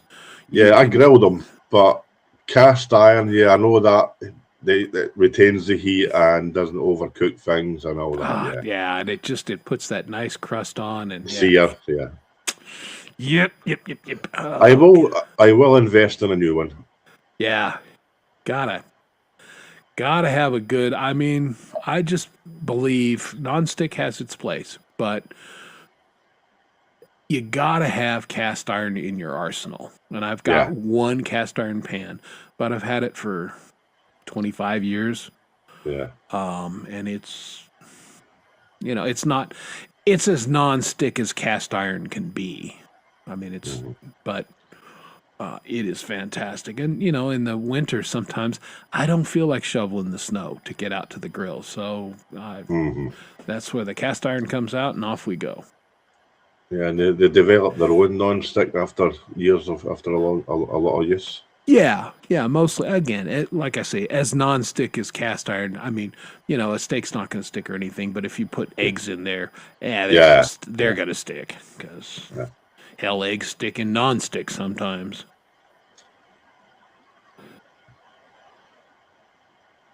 Yeah, I have not tried cast iron with the ceramic. And I hear good things, but I don't. I bought the for Christmas. I got the metal one that Gordon Ramsay touts, and I can't remember the brand name of it, but it's just metal. It's like a titanium, and it's got little teeny dings in it. So there's no chemicals, there's no coating or anything. It is just metal, and I gotta say, it's a great friggin' pan. I love this thing, and probably gonna get another one. But it's like $200 a fucking pan. It's not cheap, but you take care of it and it'll last forever. So cast iron with ceramic, is that ceramic through the pan? I think the ceramic is infused in the cast iron somehow. I'm not exactly sure of the process, but I've seen it. But it's still, it's like a hybrid pan. Yeah. But it doesn't have that Teflon or all that chemical coaty shit. Right. Which I've gotten rid of all but a couple of those pans. One thing I use a lot and cook a lot, I cook a lot of Asian food. So a really good wok is very essential for me. Get a proper one, season it properly, and it'll last you for years. Absolutely. No, I had a big wok for years. And if you've got a gas range and a walk, you're in Fat City. It is nice. Now I quit. I don't use mine very often anymore. My wife does not like Asian food as much as I do, so every Right. once in a while we'll have people over and I'll make something special. But yeah, as a rule, at one time I would host dinner parties and I would cook, 5 courses of Asian stuff, and I've lost my skill. I can't make some of the sauces that I used to make and everything, but it's awfully good. And fried rice is my favorite. Can't go wrong with fried rice. Love it. Oh yeah, yeah.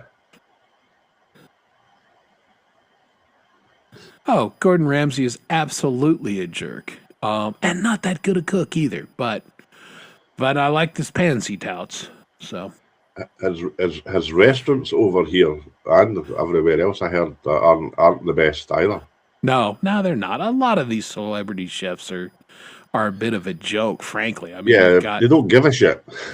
yeah, well, they're on TV and all that kind of stuff, and that's nice, but they're not. The best celebrity chef that I'm aware of that I've actually eaten their food is Simon, who's in Cincinnati. What's his first name? Simon. Yeah, he's a bald guy. Dang, I'm blanking his first name. I'm having trouble with the memory tonight, but yeah, I get his Facebook feeds and everything. But yeah, he's a Midwestern guy, and he's on a lot of the barbecue competitions and everything. All right. But he's not a strictly barbecue restaurant. His restaurant was amazing. I really liked his food. I've never been to Ramsay's restaurants personally, so he didn't have any in Denver. And Nigella. yeah, I'm trying to think. The other one I've been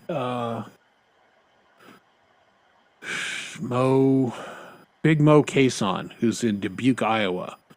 I've been to his barbecue restaurant, and it was amazing. And I've been to Franklin's down in Texas, and See, that's the again, thing, Chris, where I'm missing out is the main reason why not the main reason, but one of the big reasons I really want to go to the States is for barbecue food. well, yeah, absolutely. But yeah, Franklin's is like, again, it's that thing. People line up hours before they ever open to get in there, and it is really impressive. Good stuff. Now, some of the other ones in KC, Arthur Bryant's, which is famous and all that kind of stuff, I don't think it's that good. I've eaten there a number of times, and that's not. I think KC masterpiece there is actually better than Arthur Bryant's. But that's my personal take. There's do you know the chef over here called Rick Stein? No, that's not ringing a bell. He was very famous over here. He's mostly a seafood chef. Okay. I went to his restaurant down in Cornwall, down the south coast of England, and I did not like the food whatsoever. Oh, really? Oh, yeah. Interesting. Or the service. Yeah, well, that's a thing. Really attentive service can make up a little bit for the food. Whereas even if the food is exquisite, if the service is not, that's a bummer. So yeah, I really appreciate good service. Means a lot. Yeah. Gordon, he's not a nice guy. I don't know. He's got childhood issues or something. Although I gotta say, it's entertaining that the show, whatever it won. He's had all kinds of chef shows, and the one where he took the 2 pieces of bread and put it on the person and said, "You're an idiot sandwich." Okay, that's funny. I don't give a shit. I like that. Yeah, was it mean? Yeah, it was. But he's trying to make a point, and these people get on these shows, and it's a contest, and them's is the rules. So I never watched and I watch a lot of cooking shows. I don't like the cooking shows with the kids, and I love kids, and I love cooking, but I don't like kids cooking for some reason. Doesn't make any sense. But yeah, I don't enjoy those. Well, I don't like seeing if it's kids and the kid had made something that they think is like truly amazing, Yeah. and then they get total shit for it, and it's like they just don't know how to take it. You know that. Yeah. Well, that, again, it's a competition, and somebody's got to lose, and they're going to tell you suck, and you got to be okay with it. Yeah. Yeah, I sent in a tape a couple years ago, because they have amateurs on sometimes, and just to see, and yeah, I never heard Yeah. anything back, so they weren't impressed apparently. But I love portobellos too, and I mean I'm a meat eater, but portobello mushrooms, and I love mushrooms, so there's that. But portobellos have that umami, and it can be a very steak-like texture. I keep them on hand for like when my vegetarian friends come over, and that's what I make them, and they are I've quite been, good. I have been wanting to like mushrooms my whole life, and I just can't. Yeah, some people are that way. I feed my family mushrooms every day, whether they want them or not, but they don't like the texture. That's their main thing. They don't like the texture, and I understand that. So I do one of two things. I chop them up either so fine that or I just leave them huge so they can go, oh, there's a mushroom, and tip it out, or put it on my plate. But they add so much flavor, and they're full of vitamin D, antioxidants. They're terrific for you. But I Yeah, understand why some people just don't. Like Lori doesn't like mushrooms. She doesn't like to eat that's them. exactly. I've tried like the big ones, portobello and with butter and like garlic and all these things, and I still just can't like it. And I wish I liked it. I don't, but Now, everybody has. I mean, people love licorice and anise and everything. I don't. yeah, So, yeah. And like my sister-in-law had this discussion and everything. I don't like melons. There is no melon I like. Honeydew, no. Don't like it. Watermelon, nope. I Cantaloupe, don't like nope. them. No, I I, don't like it either. No. and okay, since we're still on pet peeves, here's a pet peeve. When a Right. restaurant says fruit plate and they throw a bunch of fucking melons on there. Aha. Melons are not fruit, people. They're melons. And I actually had a meltdown at a restaurant a number of years ago because we were at this restaurant. We were gone away for a romantic weekend. My wife and I had an amazing romantic dinner. There was a guy there playing a Chapman stick.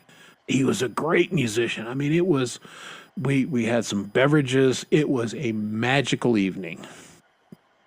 So we get up the next day, we have breakfast, and of course I don't get hungover, as I've mentioned many times on the show. My poor wife was a little hungover. So I'm like, let's go eat breakfast. She's like, I don't know if I really want to eat. I'm like, come on, you'll feel better. Well, Yeah. I finally learned not to do that to her. But we get there, and she's like, hey, look, they got a fruit parfait. I'll just eat that. I'll be fine. Well, the service is slow as fuck, and waiting. She's, not enjoying it. And they bring it Yeah. out, and it's yogurt and a couple pieces of granola and a bunch of melons. And I lost it. I'm like, this is not a fruit parfait. This is a melon parfait. And the poor little waitress like, this is what they said. And I said, no, this is not. And I said, is the chef in there? And I went back in the kitchen. I went, hey, you call this a fruit parfait? This is not fruit. Where are the strawberries, blueberries, Yeah. currants? Give me some fucking fruit. And they were like, here's a big angry man. And they finally got it out. My wife was like, I am over this whole thing. I'm going to go wait in the car. but The only folks, melons I like come in packs of 2. yeah, everybody likes those melons. But and they're topped with cherries, so obviously they're going to be okay. Yeah. We've hit that part of the show, haven't we? All right, where's Yeah. Coldacre? Are you on the train yet? We're keeping the show open for you, buddy. I'll be back too. All right, very good. Yeah, we're going to see if Coldy actually follows through on his. I'm going to keep the show open a little longer than normal, just to see if Coldacre can follow through on his threat to come here.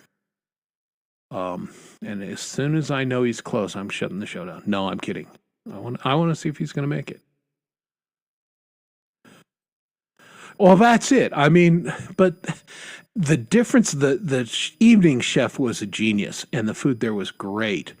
The morning crew, they didn't have their shit together. But yeah, he could have given me a tomato, and I would have shut my mouth, and I would have winked and went, okay, touche, bro, you win. Good one. But no, they scrounged up a couple strawberries, and I think they probably raided the bar for some cherries or something. I was like, Don't try and pass off melons as fruit, folks.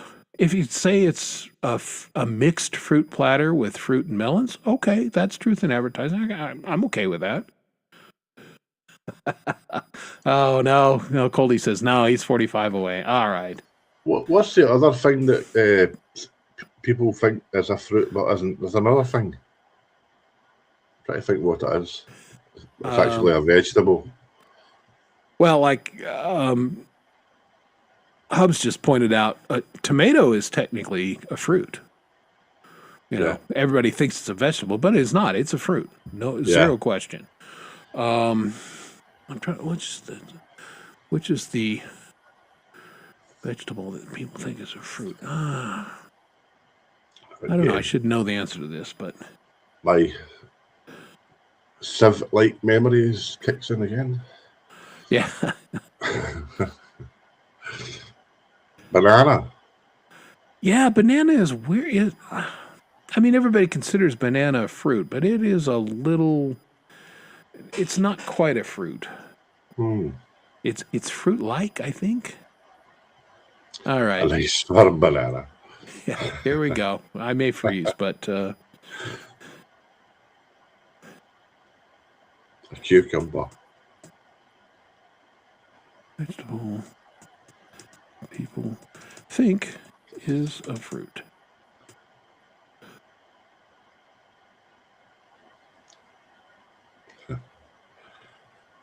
Rhubarb.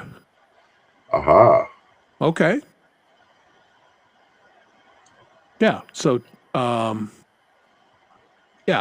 tomatoes, cucumbers, peppers, avocados, which people think are vegetables, are botanically fruits. You know what? I wouldn't have said the others I knew, but I wouldn't have said peppers. Okay. See, we're learning things on this show, boys and girls. All right. Look at that.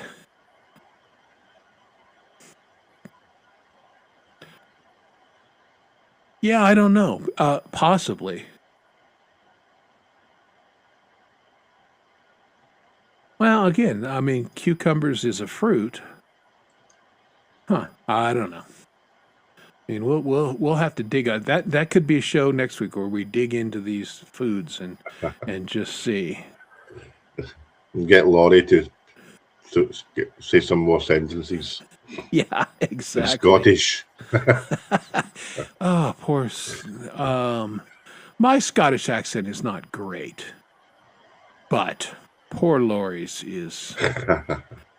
And whenever she starts, you should just say, no. give her that. That's hilarious. Yeah, well, again, we all have our things. Coldacre is actually pretty good at a lot of accents. I'm quite surprised. I know you boys go back and forth on that, but he's pretty good at mimicking. Well, you know something that used to freak me out when I was a kid? A cut open pomegranate. Oh yeah, they're bizarre looking. Yeah.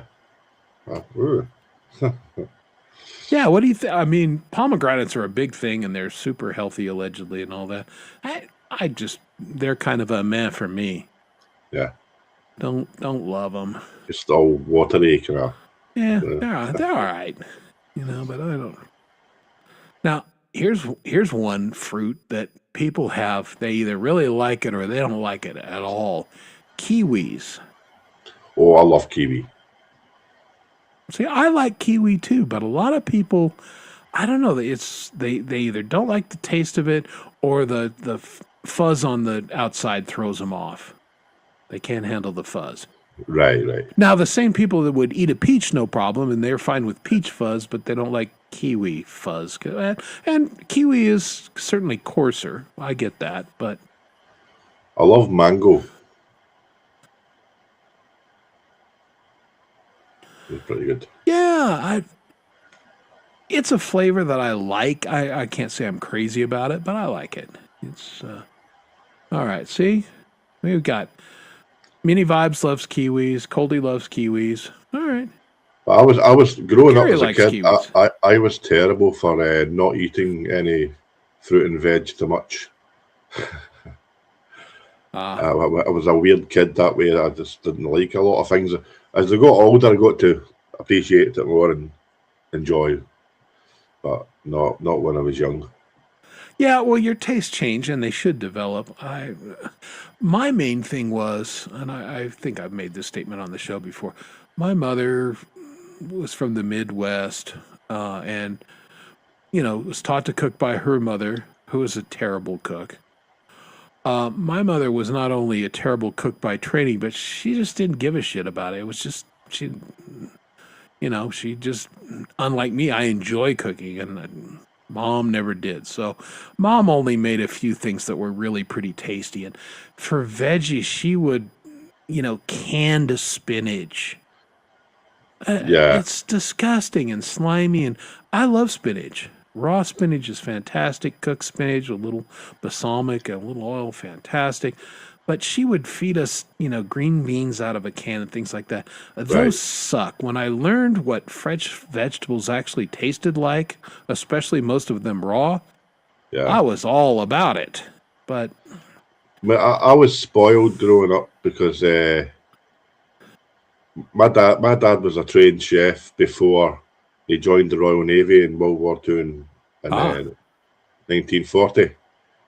And part of he had two jobs on the ship.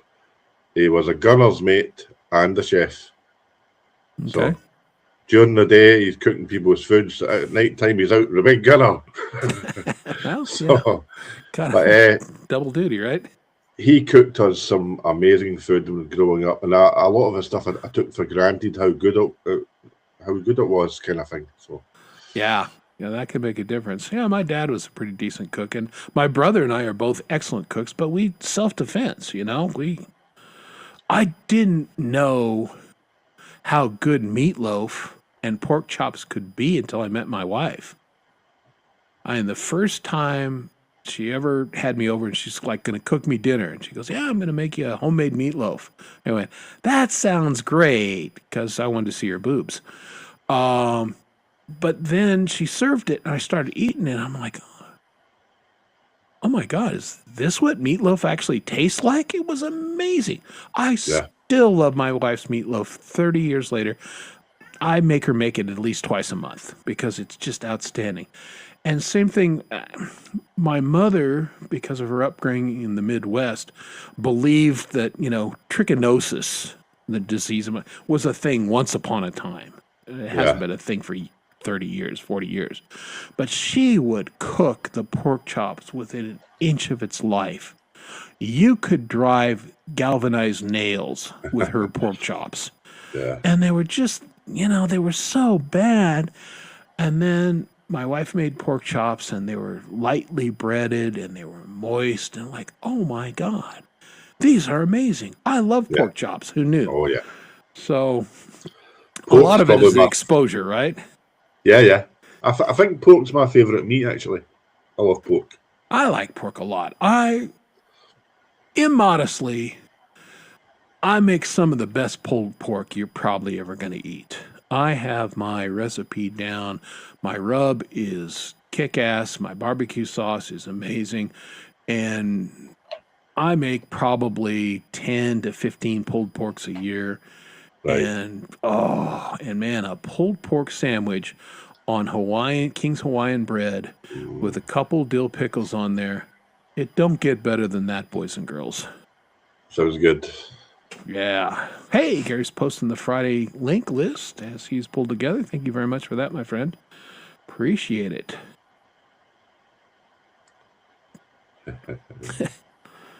Yeah, well, and a lot of the older people did like things overcooked. But some of it is just my brother-in-law.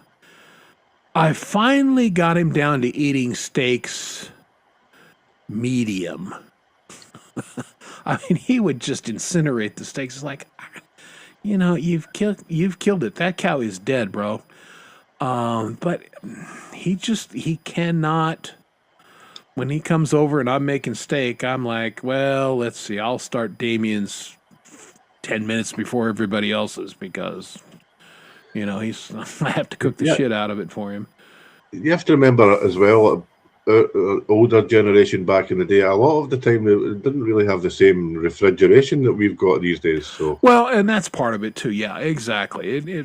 Part of it was self-defense. You needed it, and of course they didn't have meat thermometers. I don't know about. I cook with a meat thermometer pretty much every night. yep, I yep. don't leave things to chance. Especially chicken has got to get to a certain point, or it's potentially dangerous. Yeah, Beef, it doesn't. You can have rare beef and you're fine, except for hamburger. Again, processed meat, you want to make sure it's cooked enough to yeah, get rid yeah. of the bad stuff. Well, I would love to try your brother's pulled pork. I really would, and I would, if his is better than mine, I would admit it, no problem. But it'd have to be pretty damn good. I don't know how we do that. I don't know. I sense a pork off. Yeah, so yeah, pork pull off. That would be fun. I don't know the next time I'm going to Texas on business. I don't think I have anything scheduled. But if I get down to Texas, I will let you know, and your brother can fire up the smoker, and you and I can eat steaks and your brother's pork, and yeah, all of that. Raw beef.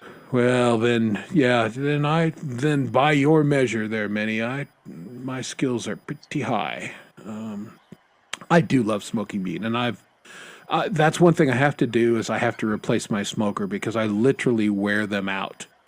They get fire erosion because I use it so often, and this one is It's a bottom is skill. about ready to come out of it. It's a skill I am not in possession of. Is smoking anything, Chris? Yeah, well, again, it's a combination of a lot of practice. You got to have the right equipment. I think makes a difference, and you just got to kind of be a nerd. And again, because I work out of my house, I get up, I take my wife to work, I come home, I prep the meat, then I throw it on the smoker and I work, and then I can check on it, and because the smoke will go for a minimum of 8 hours. Sometimes, depending on what I'm smoking, it can be 12 to 14 hours, and and you gotta kind of live out there and check on it all the time. So what's the difference between hot smoked and the other way? Well, like salmon is often cold smoked. Yeah, So yeah, I mean there's smoke being but it's not heated. It's just, smoke blowing across it, and that's more of a cured it's not it's it's not cured. penetrating as much, Right. Yeah, it's not it's the cure of so the to meat. speak. Yeah, not. And whereas the other is, my cook temp is between 150 and 200 for, literally hours and hours and hours.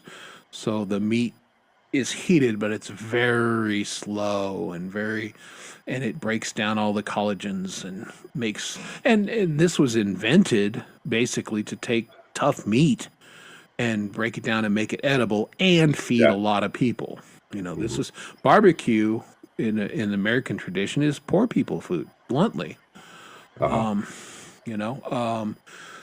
Many of the slaves were the first practitioners, and they learned the practice in the Bahamas. The Spanish found the natives there smoking things.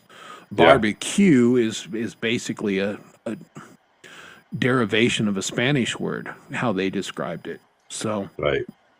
but it has a long, long tradition here in the Americas, and the smoke just imparts things, and it's magical. It's magic in your mouth. That's what he said. Exactly. Yeah, well, that's when you got those kind of smokers. That's the feeding hundreds industrial kind of smokers, and I've cooked on those, but mine is just a home. It's a much smaller one because I'm feeding dozens of people rather than hundreds. Yeah. Although.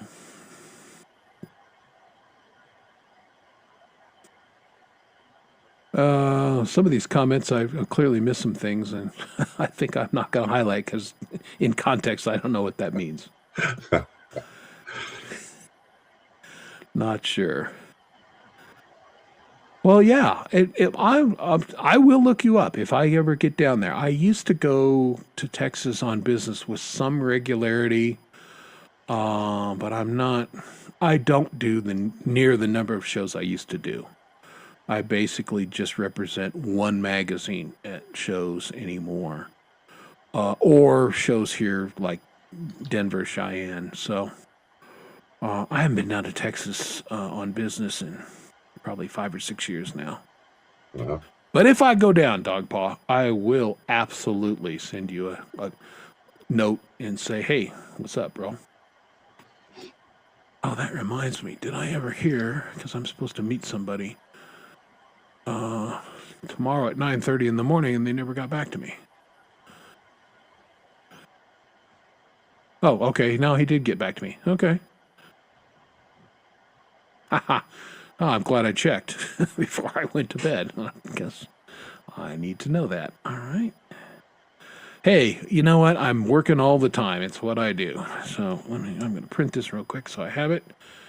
And print page 1-to-1. Okay. So now I've got my business set up for tomorrow that I have to do. But I'm going to pick up like 3 boxes of files from the previous editor. And I don't know where the hell I'm going to put them in my office because I'm loaded to the gills now, but I got to find a place for them. Anyway. Yep. That's my work day tomorrow.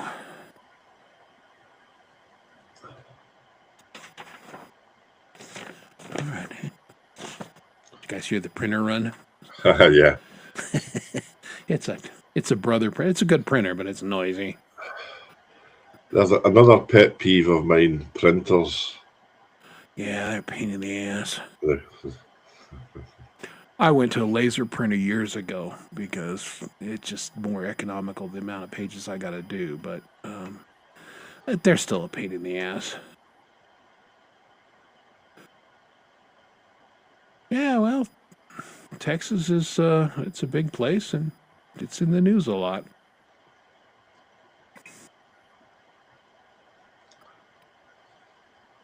All my exes live in Texas. Oh, my exes live in Texas. Yeah, smoked salmon. Well, here's the thing with salmon. There's no bad way to have salmon. Raw salmon, delicious. On sushi, it's the best.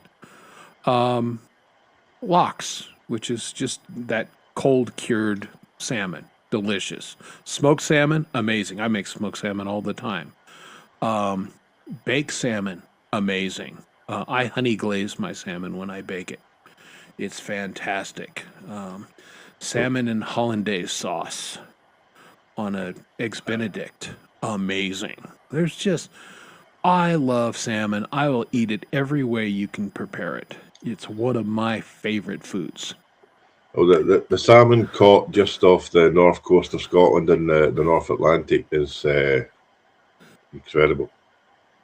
Yeah. We get amazing salmon here. Yeah, salmon is delicious. Well, you want to talk about your healthy fats, avocado and salmon?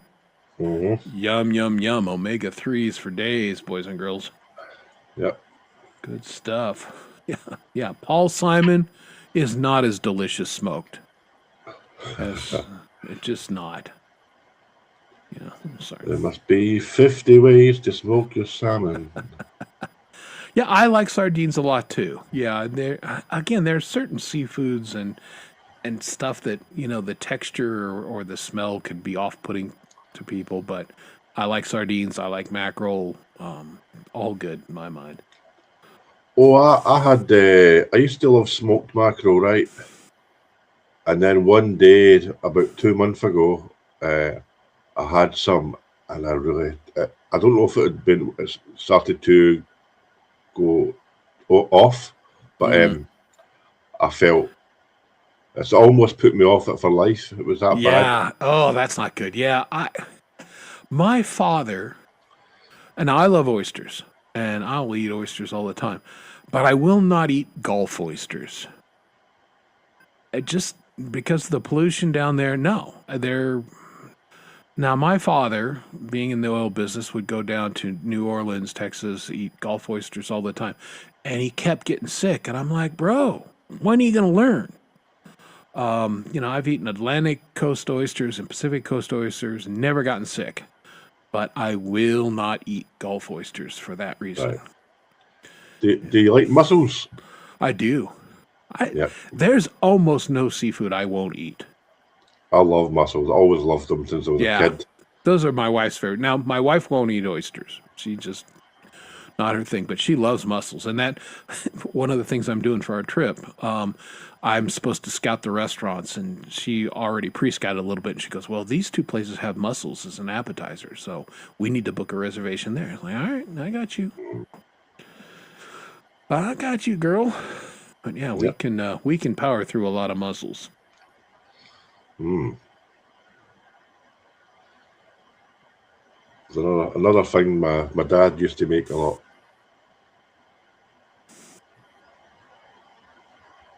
Yeah. Again, they're good. There's no bivalve I don't like. And that reminds me. Maybe I'll do it tomorrow because in my last Alaska seafood order, I got a bag of scallops. And my son loves scallops. So I may get out the cast iron and get some butter in there and a little bit of white wine, and we'll have seared scallops for dinner tomorrow night. Nice. That sounds good. I definitely want to do that. All right. Well, we're 11:30. We're actually 30 minutes over time from what I usually run this show, but we're having a great conversation tonight. So we kept it going, and Gold Bond oysters. Well, that's the thing. I'm one of those kind of guys. I eat raw oysters. So yeah, if they were cooked, that's a different story. And I've been to New Orleans, and I know I've had oysters Rockefeller down there, and they were fine. But yeah. And hi, some guy. How's it going, man? Good to see you. Bivalves. All right. That's a good joke, Dog Paw. And all the guitar guys go, feel ya. And everyone else is going, I don't get it. Indeed. Well, as we know, I had to look at the calendar. So today's the 5th. When's the St. Patrick's Day is on a Tuesday. That's stupid, but it is. So that's what we're looking at. So I have to figure out when I'm gonna. You can't do a St. Patrick's Day show after the St. Patrick's Day. That doesn't make any sense. So I guess next week will have to be a little bit St. Patrick's Day themed. I don't know to what extent, but I'll figure that out. But I think I'll play this one to take us out tonight. Just get Laurie to go top of the morning to you. Yeah, that's it. I'll have Laurie come on and teach everyone how to do an Irish accent. It'll be feckin' amazing because she's great. To be sure. Yeah. Oh my goodness. All right. Well, I'm going to take us out with a song I wrote 2 years ago, especially for St. Patrick's Day.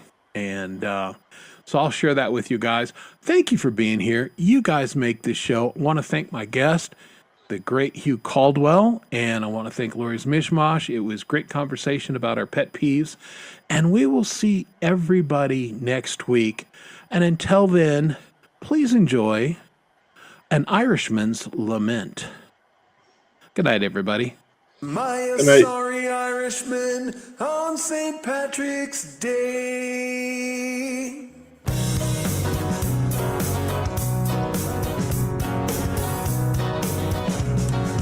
What if I'm sick of whiskey? What if I'm sick of beer? I'm sitting in an Irish pub. What the hell am I doing here? The girls ain't too friendly and the music's way too loud. Am I a sorry Irishman stuck with the drunken crowd?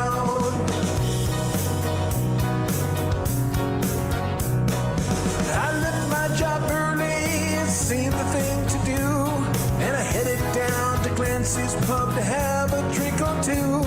But the more I drink and the more I think and the less I have to say.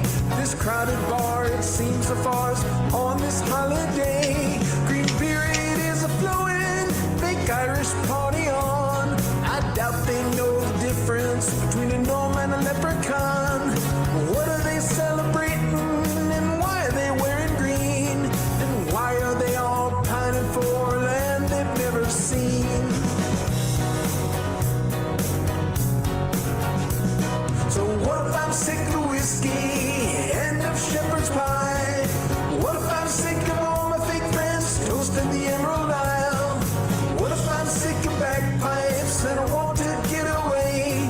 Am I a sorry Irishman on St. Patrick's Day? I retreated to a corner, I fell into a dream. I thought I saw a little man and he was wearing green. Such a sight I'd never seen. Yes, you make me sick. You're a sorry Irishman. I want to hit you with me stick. See, the Irish built the railroads and walked the streets as cops. Like the things the Irish gave the world, the list it never stops. We first invented whiskey and modern chemistry, and later we came up with a zinc nickel battery. Got Europe drinking chocolate and milk of magnesia. And don't forget an Irishman discovered Antarctica. I never fight an Irishman at sea. We got torpedoes and submarines. And if commies shoot your airplane, we invented injector seats. How to column still and extra stout beer. The fist is big and long. And Viagra is made in Ireland, lad, in case you want to get it on. So quit your bellyache and your sniveling little punk, and get your ass back in the bar and be a proper drunk. Now I'm never sick of whiskey and I'm never sick of beer. I'm belting out old Danny Boy and I shed a little tear. Girls, they still ain't friendly and the music's still too loud. But I'm sitting in an Irish pub cause I'm Irish and I'm proud. Yeah, I'm sitting in an Irish pub cause I'm Irish and I'm proud. I'm sitting in an Irish pub cause I'm Irish and I'm proud.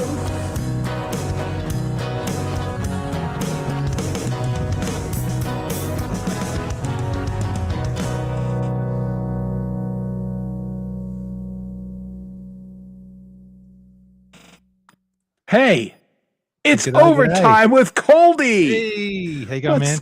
going on? How are you, stayed brother? on. You stayed He on made for it. He's here, everybody. Ha ha. I The busted up. show didn't end. Fake out. Oh, How man. are you? Pretty good. Pretty hot and sweaty. As Yeah. is normal on a Friday. Yeah, indeed. But you're home, you're off work, and you're on the happy hour. On the happy hour. And you're about ready to engage in the happy hour, right? Yes, indeed. And Yeah. it's a long weekend here in Australia. We've got Monday off for Labor Day. So Nice. time for the creamy pint. It's good to have a That's good. creamy fucking paint. Indeed. All right. Well, in case people weren't here at the beginning of the show, pleased to announce our good friend Coldacre here is going to be the headliner on summer. I said summer. Sunfest, Yes. April 25th. So yay. Yeah, that's pretty exciting. Ah, it's super exciting. It's I cool. think it's Very going to cool. be great. Yeah. Yeah, look at that. Oh my God, it's an actual chili. He's right here. Indeed. Yeah. Yeah. Live in the flesh. Yeah. No, Gary asked me, and I thought, what a nice thing to be asked. And Oh, absolutely. you know, Yeah, absolutely. Well, and again, it's one of those things that, you made one appearance and everybody was blown away. Like, man, here's this dude sitting on his sofa and he's killing it. We know want about more of this guy. don't know about that, but no, it was fun to play it. Yeah. So yeah, it should be good. Well, they're always good. They're always like people play their best, Yeah, I think so. People You go up do, a notch. It means a little bit more than just your regular play, So, Yeah, I think so. I always take it very seriously. I think it's a great honor to, be on the program, and I give it my best. And Absolutely. sometimes it's better than others, right? Well, that's live performing, isn't it? Exactly so. And that's what I like about it. It's you're working without a net. And, I've had a situation where it came on and the sound was just shite. Just wasn't. There's It nothing got worse goofy than that. right before I went on. And what are you going to do? You play through it. That's right. And who was it? Someone had sound troubles at the last one, and you just your heart sinks for them. You just think, oh, Sucks. That was Stiff Denim, and God bless him. He played through it. Was a total pro, and I really can't hear what I'm doing, and I apologize, but I'm going to power through my set, and he did. And he did, and it came good. So there you go, the power of professionalism. Yeah, exactly. Anyone still around? Yeah, we've got people were apparently enjoying the song or wanted to stay till the bitter end to see what kind of an idiot I made of myself. But yeah, we didn't actually lose anybody. So yeah, we've still got the basic full contingent we had a few minutes ago. So yep, I have no idea when we actually close the show what I'll play, but I'll figure out something. I have an idea, but we'll deal with that in a second. Mm-hmm.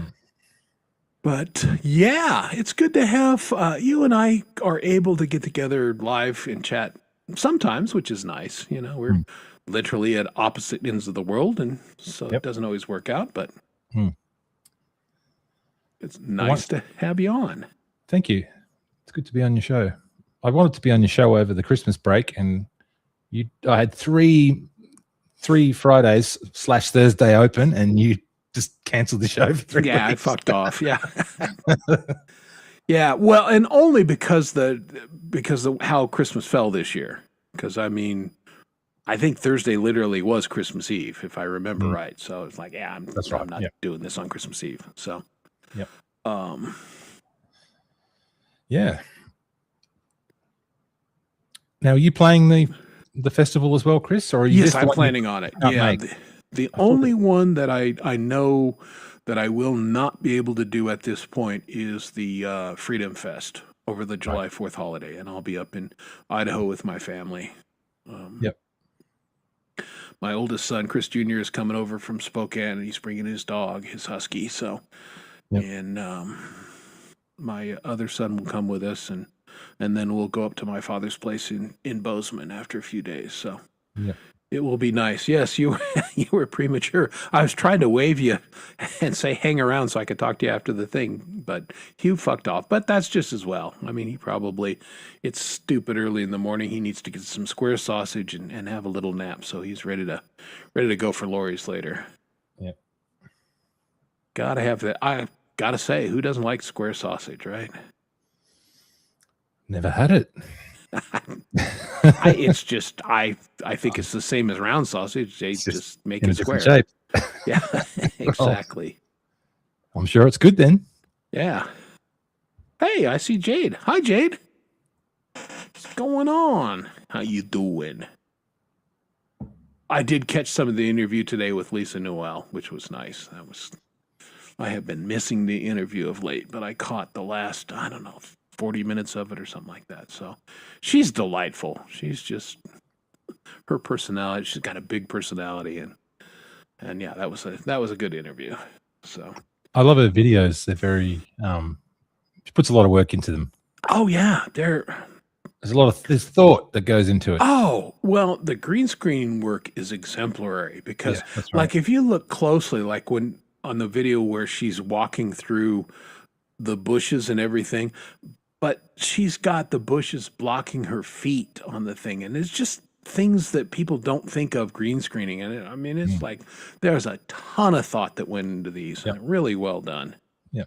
And her Farby, her series is stinking hilarious. I mean, it's funny. She's got a very good sense of humor.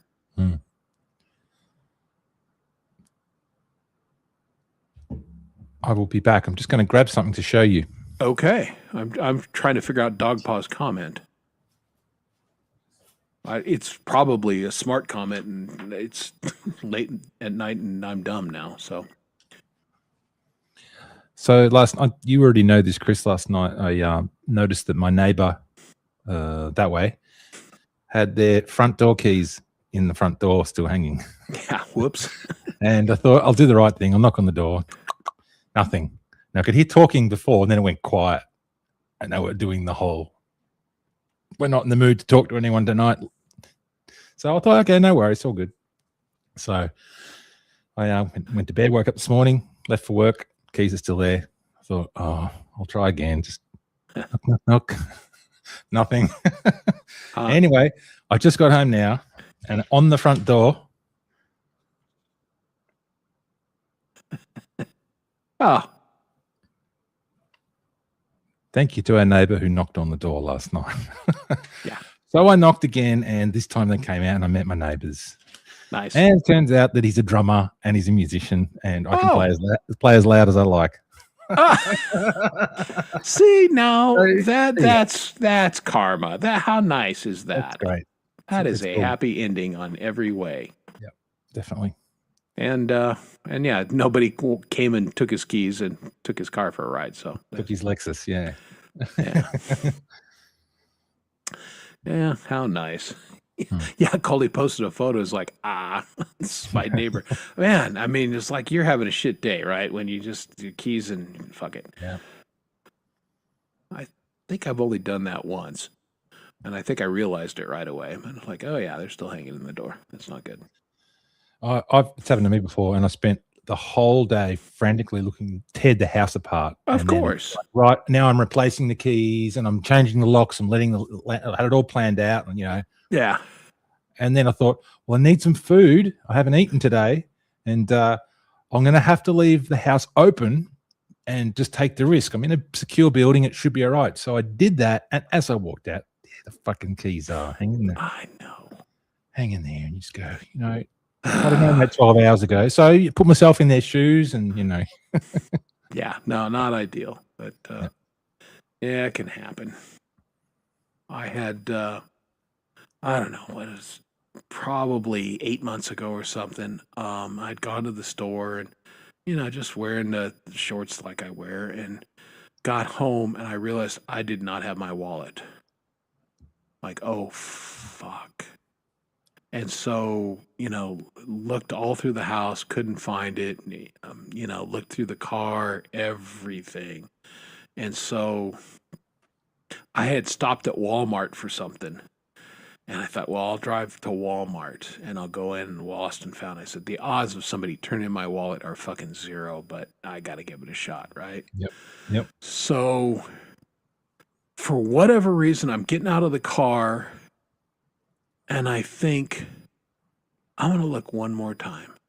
And of course, this is after my wife had berated me for being a dumbass and because of all the work that was going to happen. And she wasn't wrong. Rightfully so, yes. Yeah, right. Exactly. Right. So who loses their wallet? Well, never done it in 30 plus years. So I open the door and I just kind of look back in the car for some reason. I think I'm going to check one more time.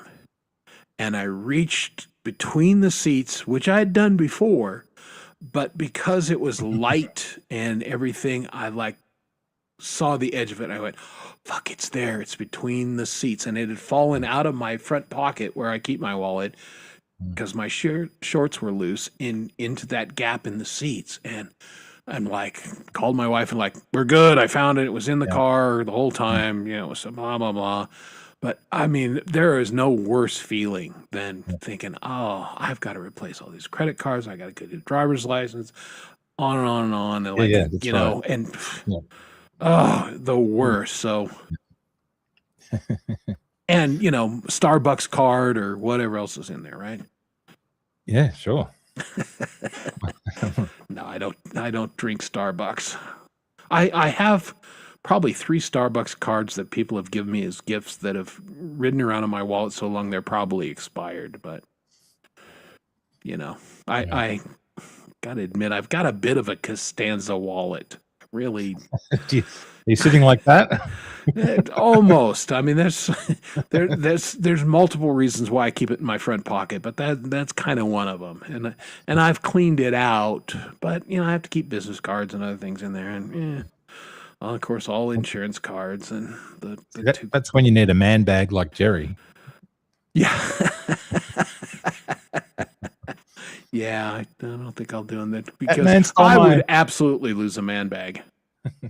I've tried to walk off without a briefcase multiple times, so yeah, I would not do well with a man bag.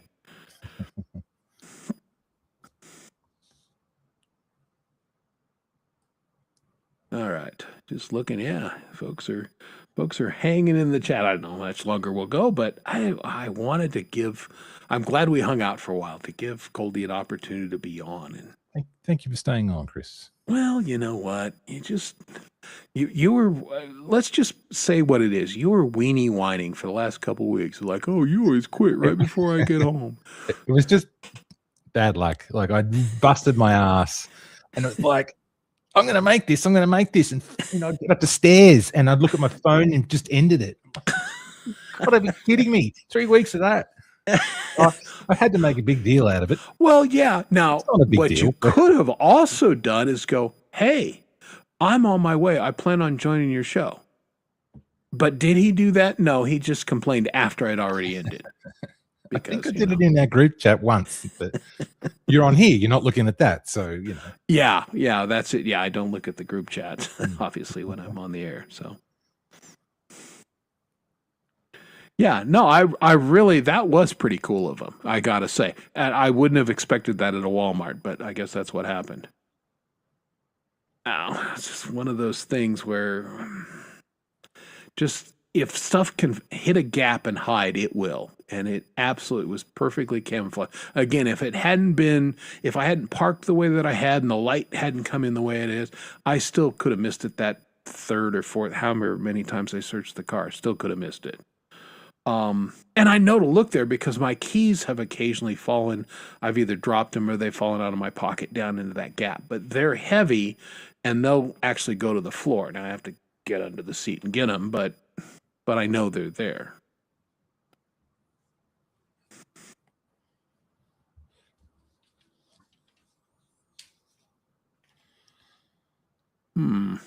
Being scanned. Okay, well, maybe it's just a friendly guy. Who knows? Where you live, people are mighty friendly. Allegedly. Anyway, so you've got this whole long weekend. What are you planning on doing? I'm planning on recording a guitar solo to finish off a song that I'm doing with Frank. Nice. And just doing a bit of I'm finishing the song. He's done all his bits. It's up to me to finish it. So there's that. Now that I'm playing on GMA Festival, not in 3 months' time, but sooner. Sooner, I might do a bit of singing. Yeah, that's good. Get the vocal cords into a sort of a daily routine. Yes.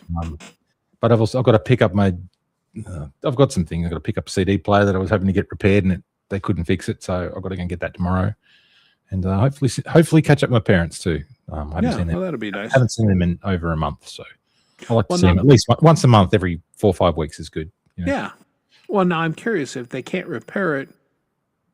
Why are you picking it up? You just tell them to Bin it. because look, the eject button's not working, Right. and for him to sit there and trace the whole circuit board and work out if it's a cold solder joint, that's like I can't afford to pay him hundreds of dollars if it's going to take him hours to do it. So it's probably something I can do myself if I get the confidence to pull it apart, which I don't really have because I'm not sure if I can put it together again. But it's just like, I don't know. I don't need to throw it away. It's not clutter yet, but if it sits there and gathers dust for 6 months, then it's time to go. You know. Okay. All right. Again, it would be worth a shot to just see if you. Yeah, or I might be able to find someone obvious. Yeah, I need to find someone who's passionate about Marantz and goes, "Yep, I know how to do this, and I'll do it for this amount of money." And then you go, "Yep, okay, that's a good deal. Let's go." So yeah, he was just the first guy I looked up, and he happened to be here in the same suburb as me. So yeah. I get that. Yeah. So tell everybody you're kind of getting into vintage audio equipment. Have collected a couple pieces. Well, late. Yeah, and the vintage thing hasn't worked out that well because they're kind of failing. So yeah. Well, there's a reason they became vintage. Yeah. So I bought a brand new CD player the other day, and it's been absolutely amazing.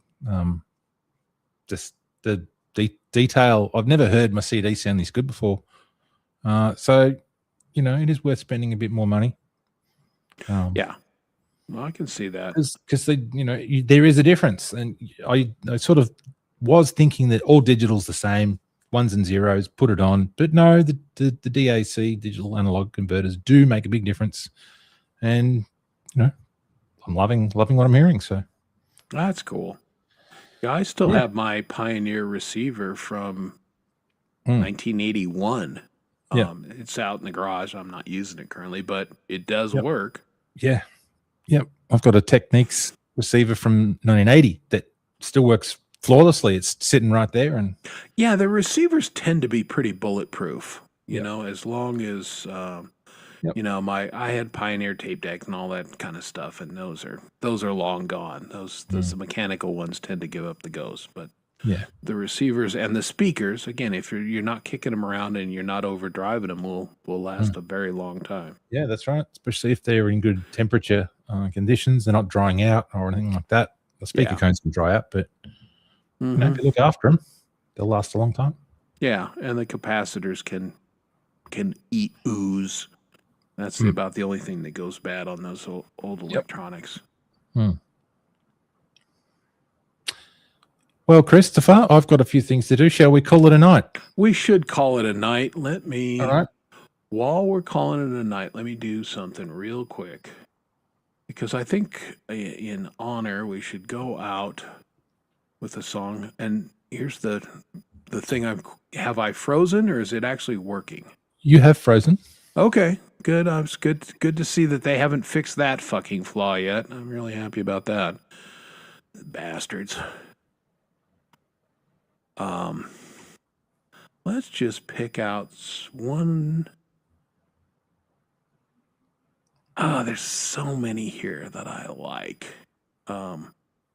Let's do a Cold Acre song from Songtember 2 years ago. I'll get this one up, and we will play Cold Acre to go out in honor of him playing G-Maze. And this is his 1 in a million. So thanks for sticking with us on overtime and allowing my good friend Cold Acre to come on. Again, thanks to Hugh Caldwell and Lori for being on, and we'll see you next Thursday. And here's Cold Acre's 1 in a million from Songtember 2 years ago. Thank you, Chris. Thank you.